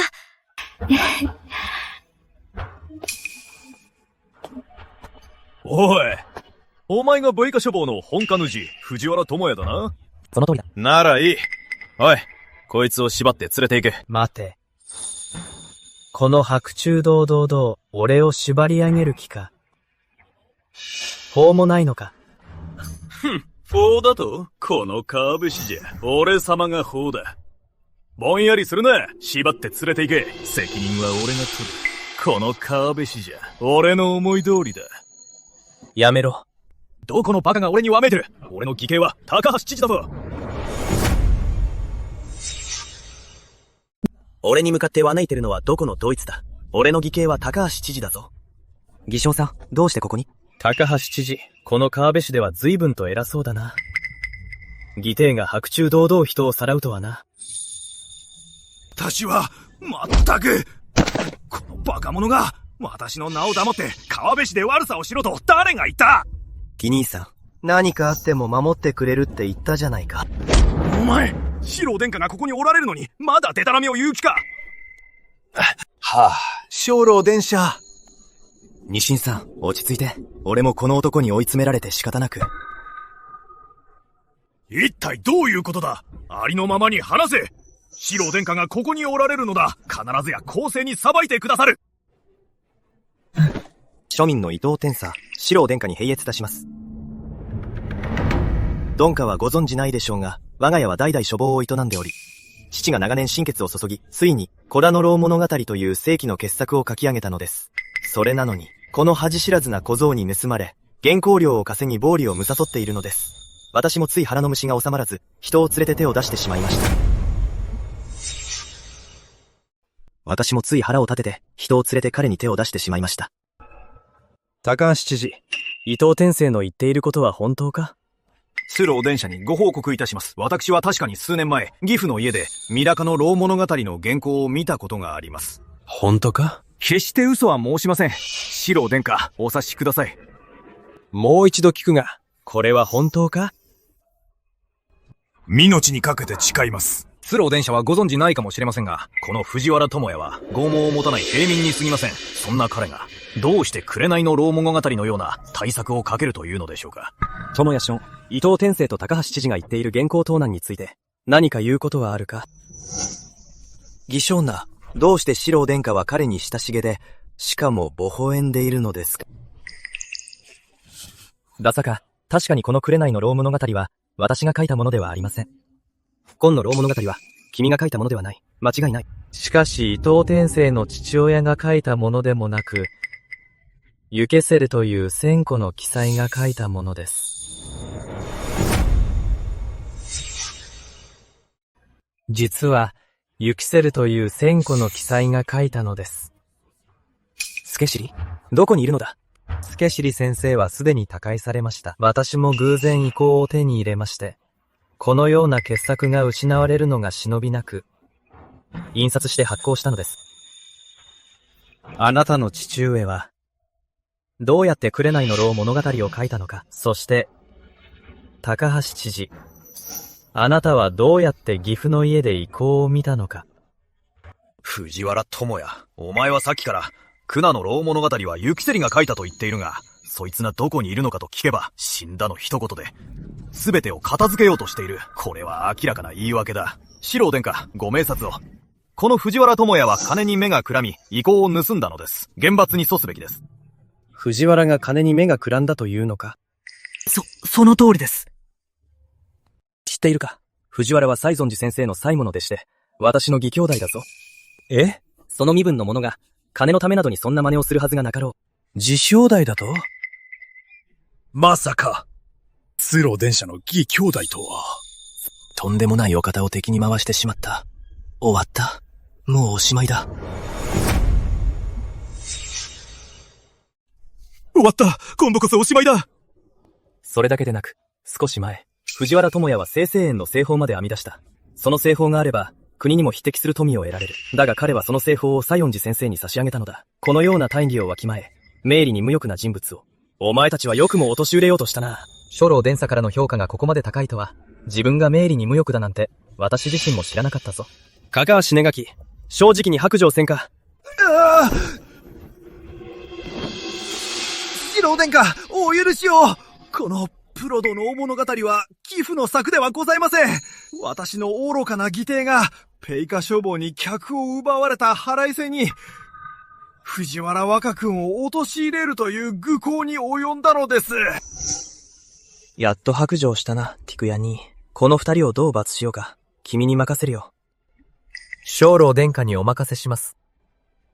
高橋根垣は身内の悪行を野放しにし、君を苦しめた罪で本日をもって免職。取り調べとする。伊藤天聖は白昼堂々人を拉致した罪で、3000里の流罪とする。ああ！お助けを！四郎殿下！四郎殿下！お助けください、四郎殿下！四郎殿下！四郎殿下、助けていただき感謝します。女子兄弟の中だ。遠慮はいらん。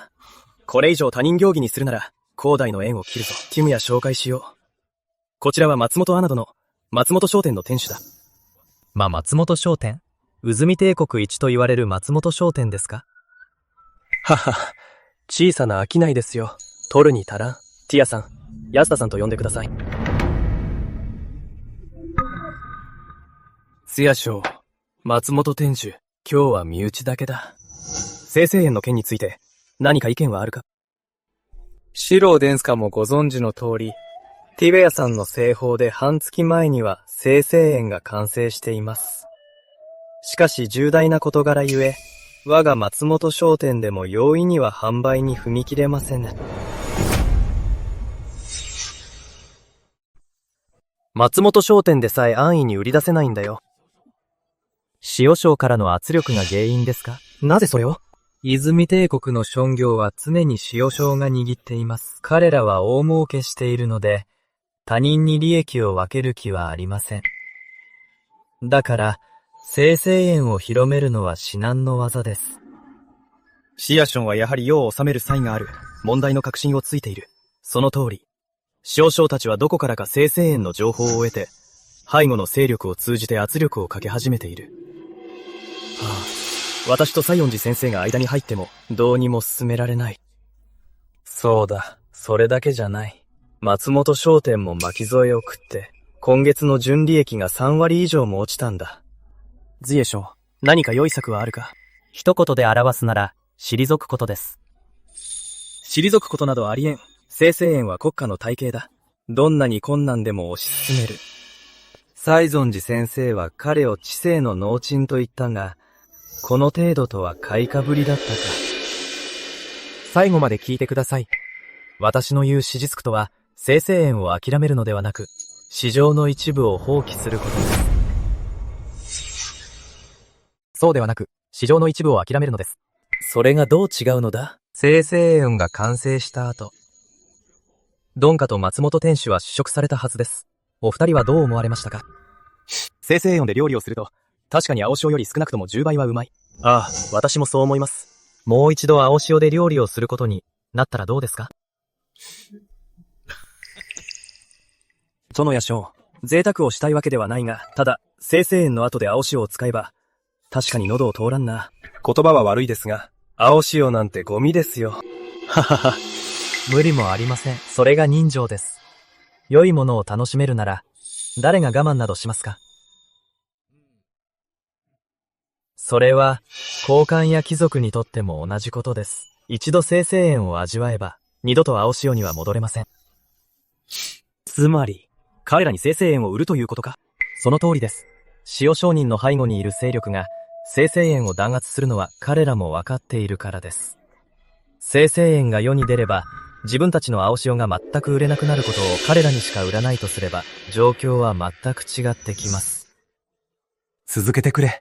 庶民の利益には手を出さず、鈍化の身分で生成園を広めれば、あの者たちも見て見ぬふりをするでしょう。それどころか、彼ら自身も生成園を求めるはずです。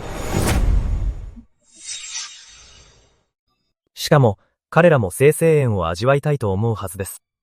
その方法は実行可能だ。だが、円税を増やして国庫を潤すには、あまり効果がない。高官や貴族の数は、結局一般の民には及ばない。はあ、生成園を広めるのは主にシェン税のためだ。チアニーの方法は良いが、意味がない。まず市場に入り込んでこそ、交渉する資格が得られるんです。今は青潮さえ売れないのです。他のことはすべて机上の空論です。族の市場を開拓できれば、見に売れる日も近いでしょう。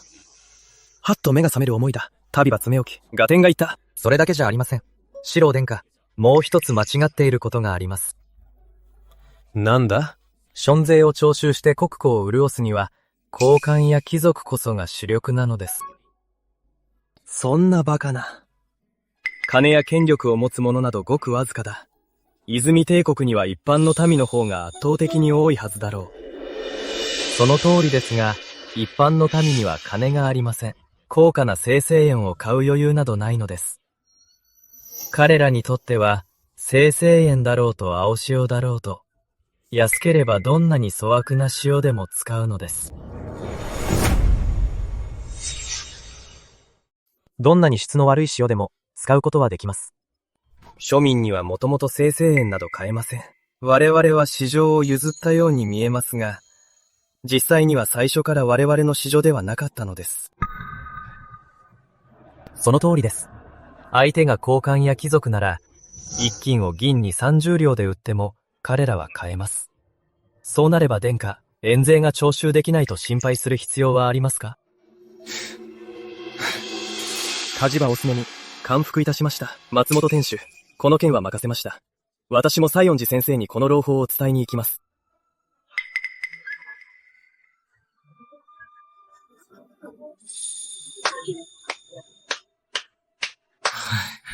まさか智也さんが商売についてこれほど独自の考えをお持ちとは、私も感服しました。機会があれば、ぜひ智也さんと提携させていただきたいものです。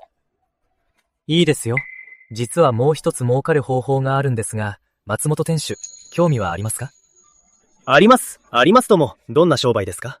後になればわかりますよ。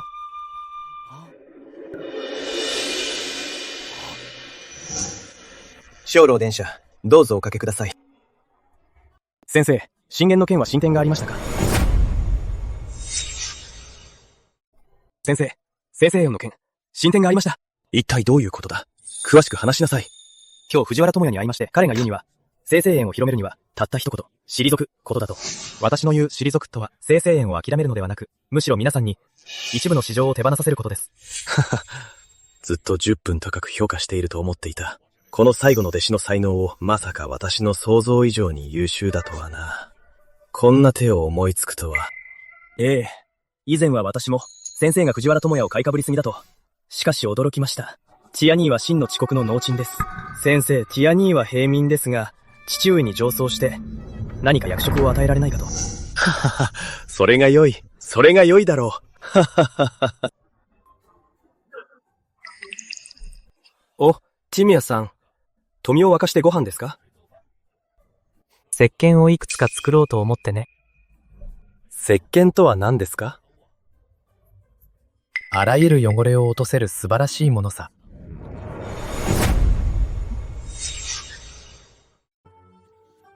ある種のあらゆる汚れを落とせる良いものだよ。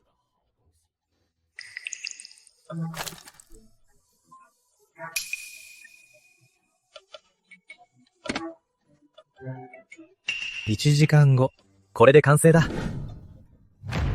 いやー、この目で見ていなければ、信じられなかったよ。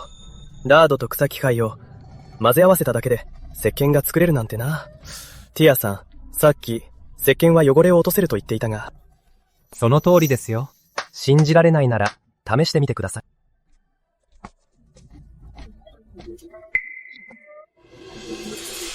い。いやー、こうやって少し揉み込むだけで服が綺麗になった。なんて不思議なんだ。まさかこれがさっき言っていた儲かる商売かい？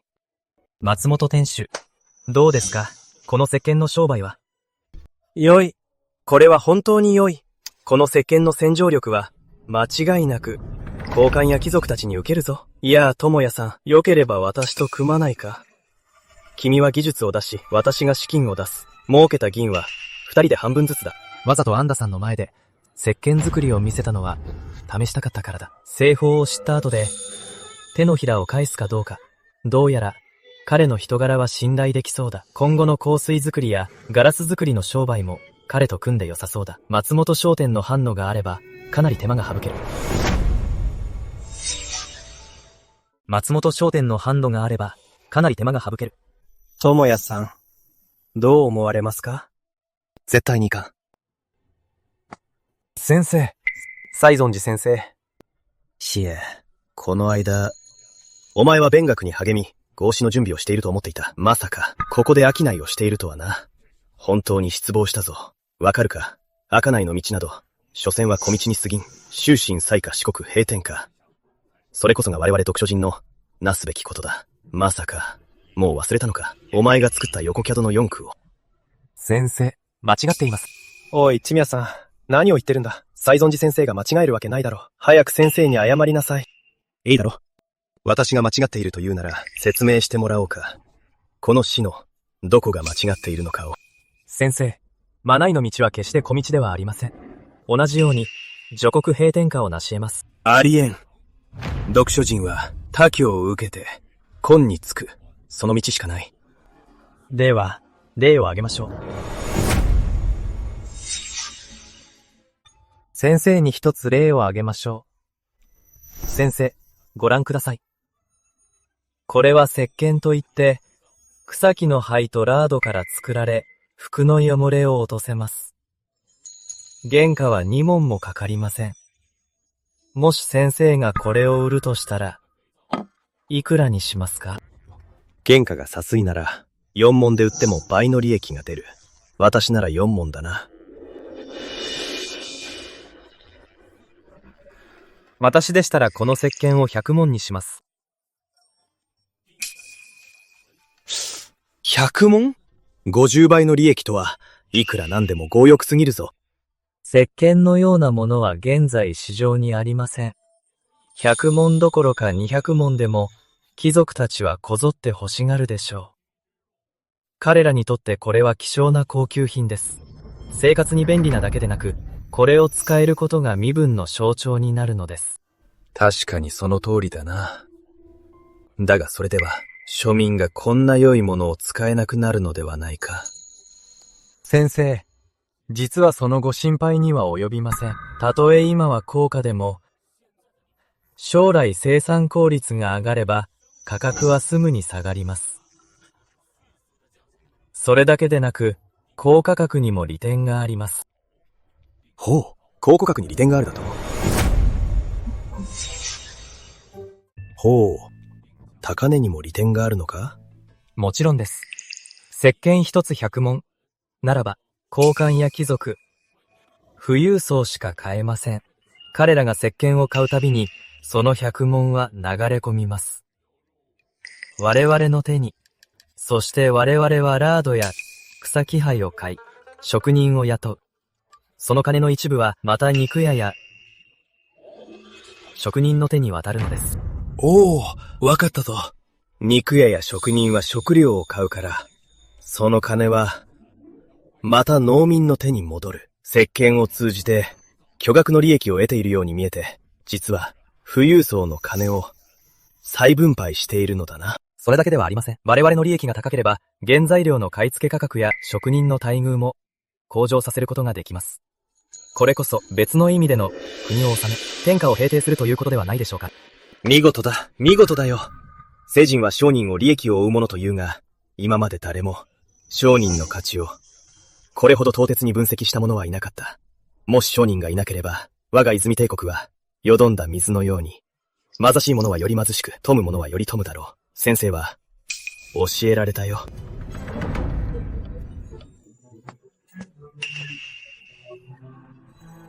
これまで商人は市民と呼ばれ、シノン940農工省でも最下層に置かれてきた。ティアの話を聞いて目から鱗が落ちたよ。このことは必ず上奏文に記して米下にご報告せねば。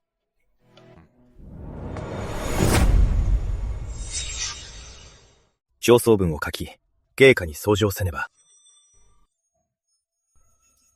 いやー、ティマヤさん。ああ、今回ばかりは君に完全に感服したよ。まさか宗四寺先生を説得して商人への見方を変えさせると。実のところ、商人は、技術発展を促す中核となる力です。評判が悪いのは悪徳商人が多すぎるからです。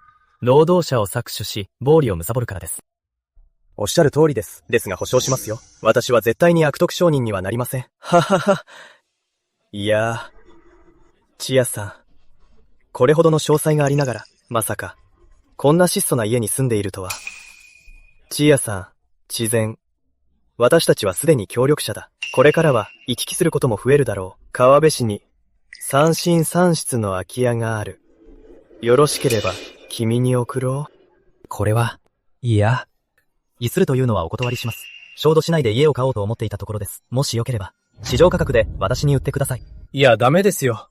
受け取ってください。この石鹸の製法だけでも、計り知れない価値があります。たかが家の一軒です。遠慮しないでください。では、よし。松本店主、感謝す。ああ。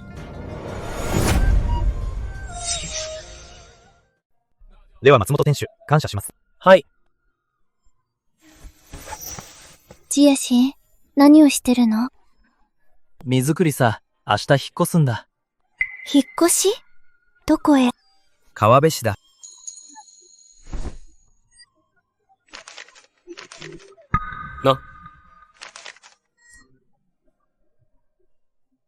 これは川辺市の中心部にある3つの中庭があるお屋敷の権利書よ。川辺市の中心部なんてとても地価が高いのに、普通の中庭一つでも数千両はするから、これだと数万両はするわね。私、夢でも見てるのかしら。新田。なくない。やっぱり夢だわ。君が少しつめったのは僕だ。痛くないはずだよ。いた。夢じゃなかったのね。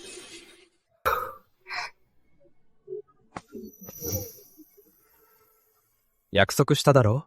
いい暮らしをさせるって、ぼーっとしてないで、早く荷造りして、明日引っ越すんだ。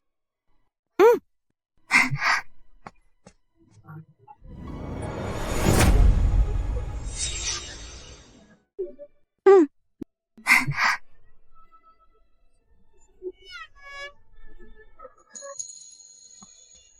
シーカ、精霊電車より、上奏がございます。シロー。うん。まさかまた生成園の件か？あの子は、まだまだ甘いな。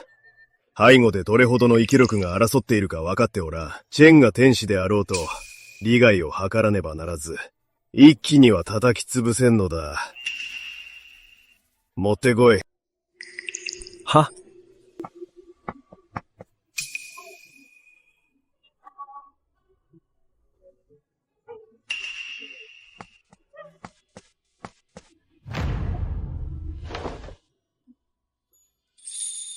一文字の携帯か？明暗だ。実に明暗だ。はっはっは。この策は使えるぞ。藤原智也。西尊寺牧春の最後の弟子。今はまだ無冠の身か。シロは奴のために婚職を求めておるのか？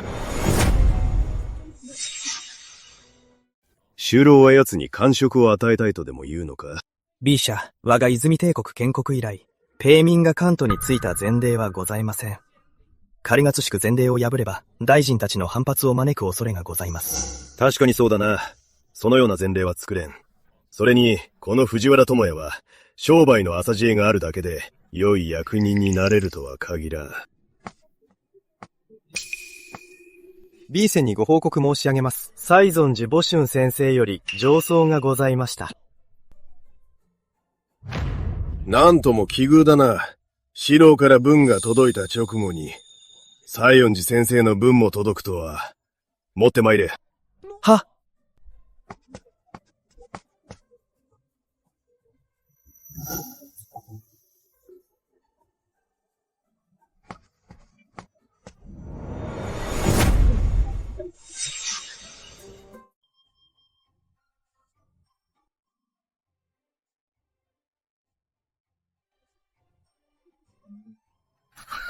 ふん、開かないの道か。立派な王子が、なぜこのような小賢しい道を研究しているのだ。西園寺先生もすっかりモールしたものだ。まさかこの商いの道が、泉帝国の発展にこれほど大きな影響を与えるとは。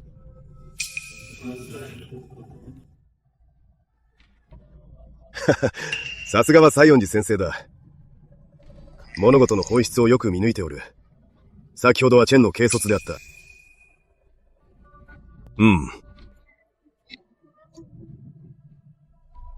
この上奏文は、スネの最後の弟子、藤原智也から得た着想でございます。藤原智也が真に与えた啓発です。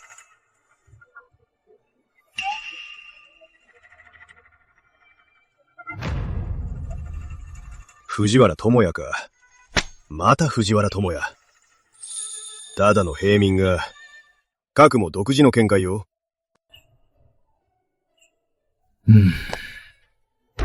鐘楼に続き、西園寺先生まで、誰も彼もが、藤原智也という若者を激賞している。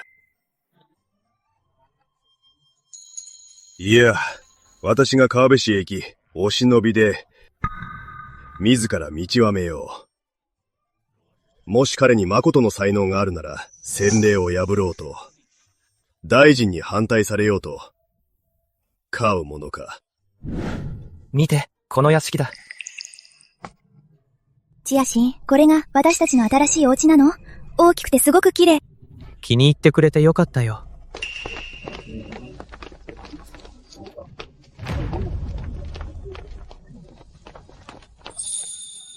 旦那様と奥様にご挨拶申し上げます。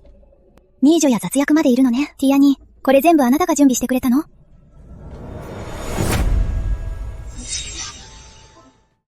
チアシン、これ全部準備してくれたの？松本店主は屋敷をくれただけでなく、次女や雑役まで考えてくれるとは、本当に周到だな。身なら礼には及ばない。これからはここでもっと自由にしてくれ。礼は不要だ。計量についてだが、一人毎月1両だ。盆と正月には特別ボーナスもあるぞ。1両も？村では1年飲まず食わずでもそんなに稼げないわ。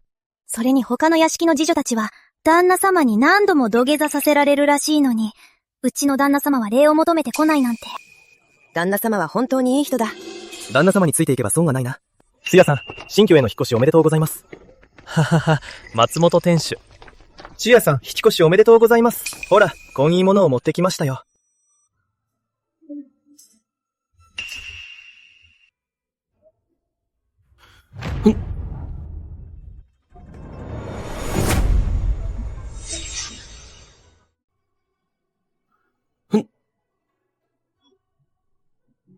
こんなにたくさんの銀、少なく見積もっても1000両はあるんじゃ？これ、松本店主、こんな大きなお屋敷までいただいたのに、この銀まで受け取るわけにはいきませんよ。筋屋さん、これは贈り物ではなく、昨日の石鹸の利益ですよ。石鹸で一晩にしてこんなに稼いだの？正確には2262両です。前の約束通り、利益は折半ですから、この箱には、ちょうどあなたの半分が入っています。ああ、松本店主の言っていたサプライズって、このことだったんですね。その通り、松本商店の100以上の店舗で、昨日一斉に石鹸の販売を始めましたが、まだ知名度は高くありません。おそらく3日もすれば、毎日の純利益は5000両を超えるでしょう。千谷さん、これでこの銀を受け取れますよね。手塚、早く銀を受け取りなよ。私が？ああ。当然さ、君には苦労をかけたから。これからは、家のお金を君が管理してくれ。もちろんだ。今まで苦労をかけたからな。これからの家計は、お前に任せるよ。チアシ、あなたに嫁げたんですから、ちっとも苦じゃありません。つやさんは情に熱い。やはり私の目に狂いはなかったですね。松本店主、褒めすぎですよ。何が起きたの？地震のようだ。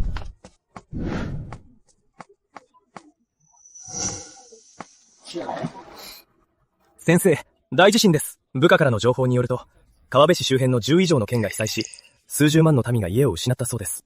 わかっておる。すでに各県には蔵を開いて食料を配るよう命じ、朝廷にも救援金を出すよう報告した。しかし各県の備蓄は3日しか持ちません。今や国庫は空で、十分な資金は下りないでしょう。救援金を集めるには少なくとも10日から半月はかかります。その頃には、どれほどの民が餓死することか。これでどれだけの民が餓死することか。そんなこと私とてわかっておる。今となっては、方法は一つしかない。どんな方法ですか？いとこと借りるのです。森本ミニソロ電車、西園寺先生にお目にかかります。森本天寿、単道直流によう。今日私と四郎がここへ来たのは、食料を1000担借りたいからだ。四郎電車、西園寺先生、お貸ししたくないわけではなく、この店にはもう蓄えがないのです。100担ならいかがでしょうか。100担だと、つまり1万金だぞ。生涯には数十万の難民がいる。1日の食いぶちにもならん。貸す気がないのは明らかではないか。四郎電車、誤解でございます。この100担の食料も、私が何とかかき集めたものなのです。どうか四郎殿下、ご明察ください。四郎電車、どうかご明察を。もうよい、もうよい。100担は少ないが、ないよりは増した。森本天主、ないを言う。では失礼する。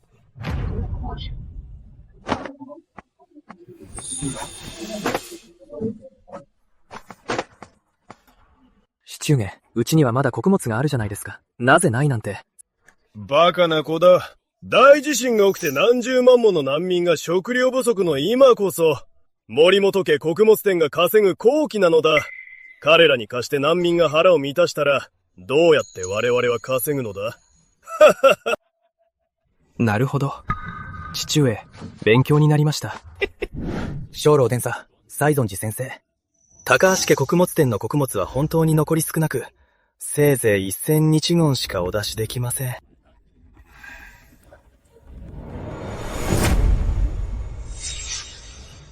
せいぜい100石の穀物しか出せません。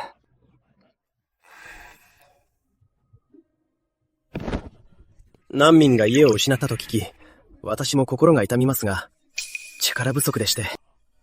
単刀直流に言おう。いくら貸せる？150石です。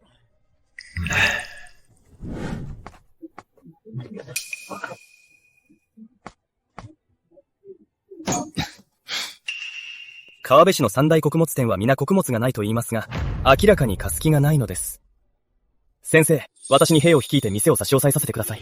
ならぬ。それだけは絶対にいけません。なぜだ？鐘楼伝佐、あなたが思いつくようなことは、三大穀物店も当然考えています。彼らはすでに穀物を別の場所に移しているはずです。今店を差し押さえても何も得られないばかりか、逆に三大穀物店につけ込まれてしまいます。何の成果もないばかりか、三大穀物店に口実を与えてしまいます。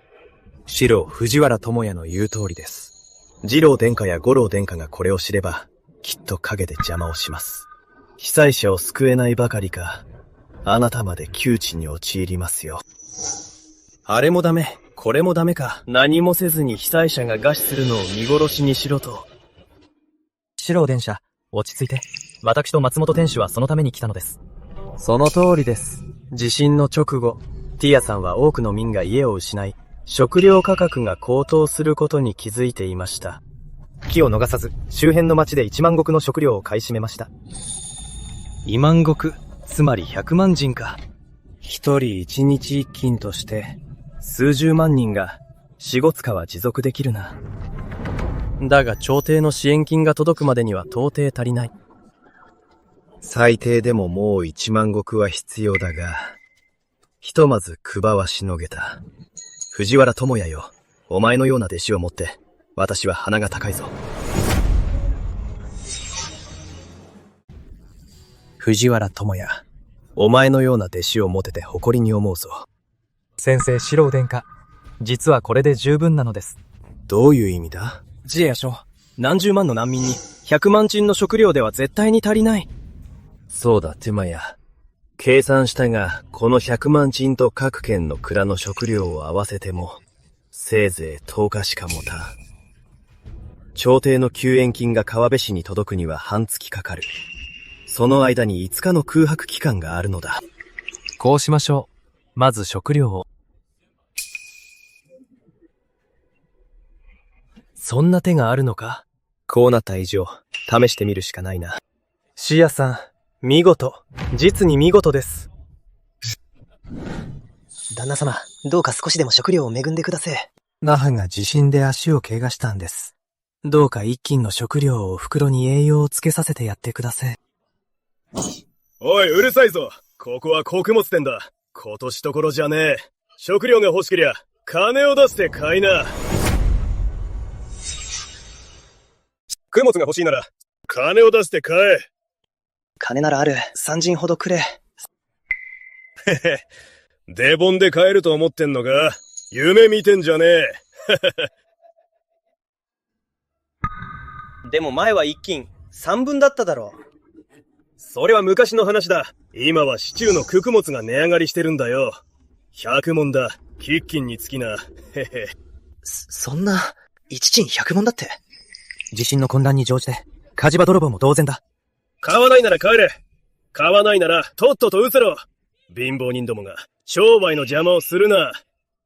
ふん。貴様。ああ。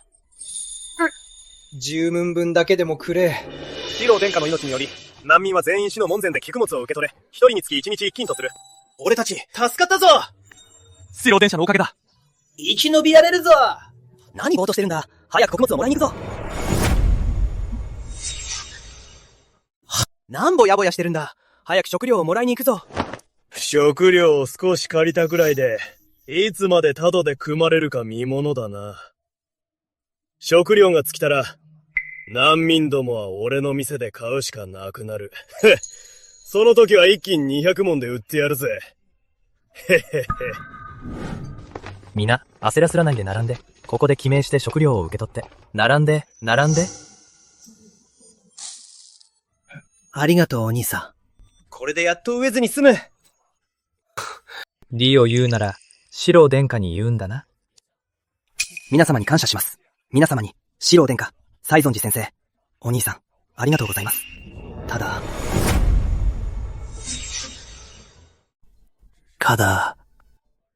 おじいさん、ただ何ですか？今日は食料があるけど、明日はなくなるんじゃないのか？心配しないで。これからは毎日、一人一人に食料が配られますよ。信じられないなら見てください。わあ、すごい量の食料だ。ここには数百万鎮の食料があります。町中の人たちが一人一日一斤受け取っても半月以上は持ちます。その頃には朝廷からの救援金も届くので、もう飢えを心配する必要はありませんよ。そうだったのか。それはよかった。あの三大穀物店は火事場泥棒で値段を上げようとしてたから。な、あいつらの食料なんか倉庫でカビさせてやれ。朝廷が俺たちを見捨てるわけないと思ってたんだ。皆様、本当にありがとうございます。ああ、膝つかないで、早く立ってください。早く食料を受け取って、家族が家でご飯を待っているでしょ。早く受け取って、家族が食料を待ってるんだろう。帰って飯を作らないと。聞いたか？あの四郎殿下が、どこからか数万鎮の食料を手に入れたって。とっくに聞いたよ。その噂なら、もう川辺市中に広まってるぞ。そうなると、地震に乗じて、大儲けしようという目論みも、パーじゃないか。それだけではない。四郎殿下の機嫌を損ねた以上、これからの日々は厳しいものになるぞ。私に言わせれば、いっそ、毒を食らわば、皿までだ。まさか、四郎殿下に手を出す気か？それとも、あの食料を狙う気か？正気かよ！外で私を知ってると言うな。巻き添えを食って、一族皆殺しはごめんだ。毒を食らわば皿までと言ったじゃないか。てっきりお前が。私が言いたいのは、以前は食料がないと言い訳したが、今こそ、しっかりと誠意を見せて、挽回するべきだ。我々の印象を。カスって？そうだ。でも、四郎殿下は今食料には困ってない。前ならともかく、今じゃ遅すぎる。今貸したところで、ただの点数稼ぎに過ぎないぞ。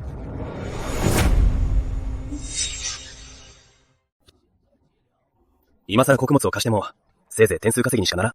なら他にいい案でもあるのか？貸そう！あんたは？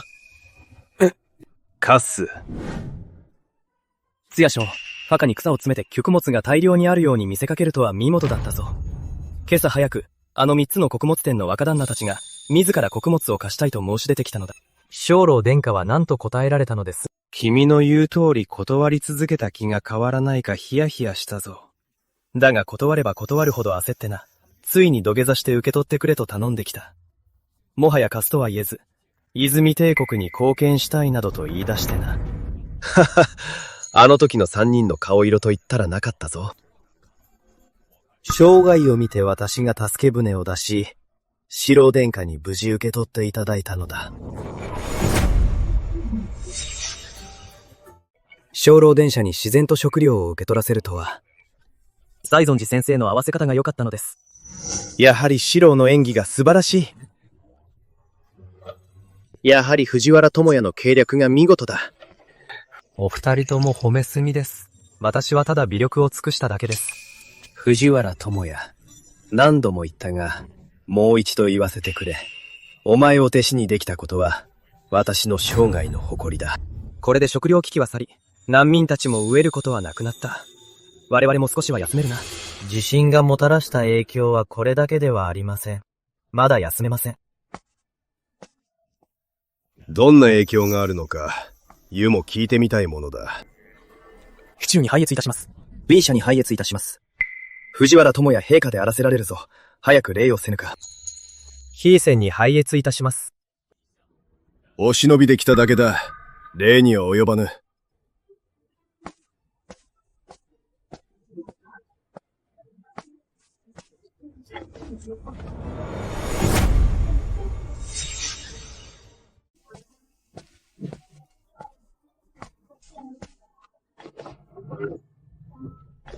反りたまえ。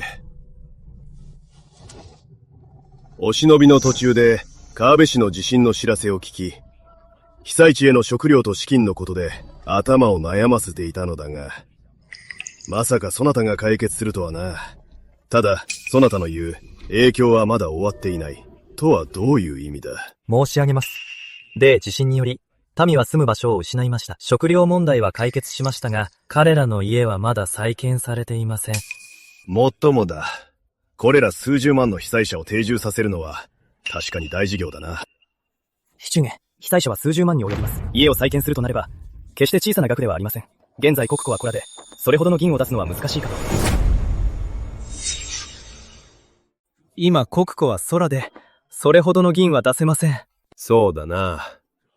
その銀はどこから調達すべきか。私に一つ策がございます。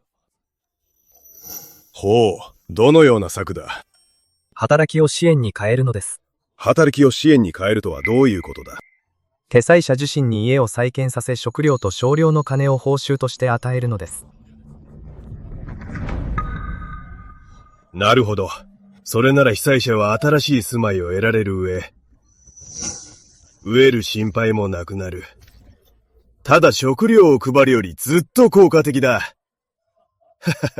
その通りです。これで国庫の負担も減らせます。生成園の販売が始まり、多額のジェン税が入れば、危機は自然と解決するでしょう。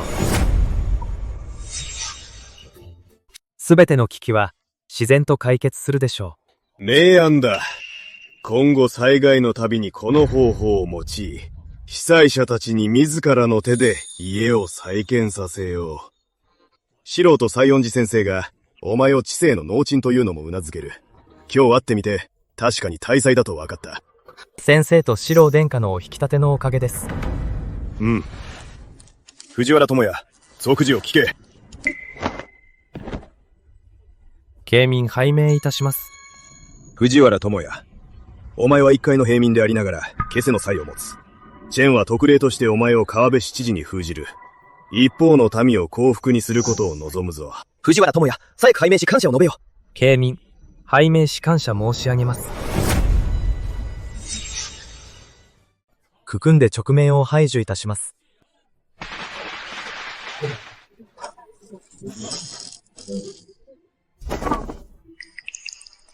昼間からどこのお祝いでこんなに爆竹を？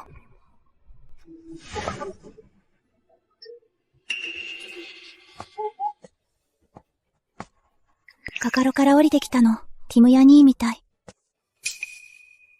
ティムヤ兄、これどういうこと？テイから川辺7時に任命されたんだ。え？私、夢でも見てるの？おバカさん、またつねる人を間違えてるよ。信じられないなら、一緒に来た役人たちに聞いてみるといい。じじ夫人にご挨拶申し上げます。これで信じたかい？さあ、音の私が川辺氏を案内してあげよう。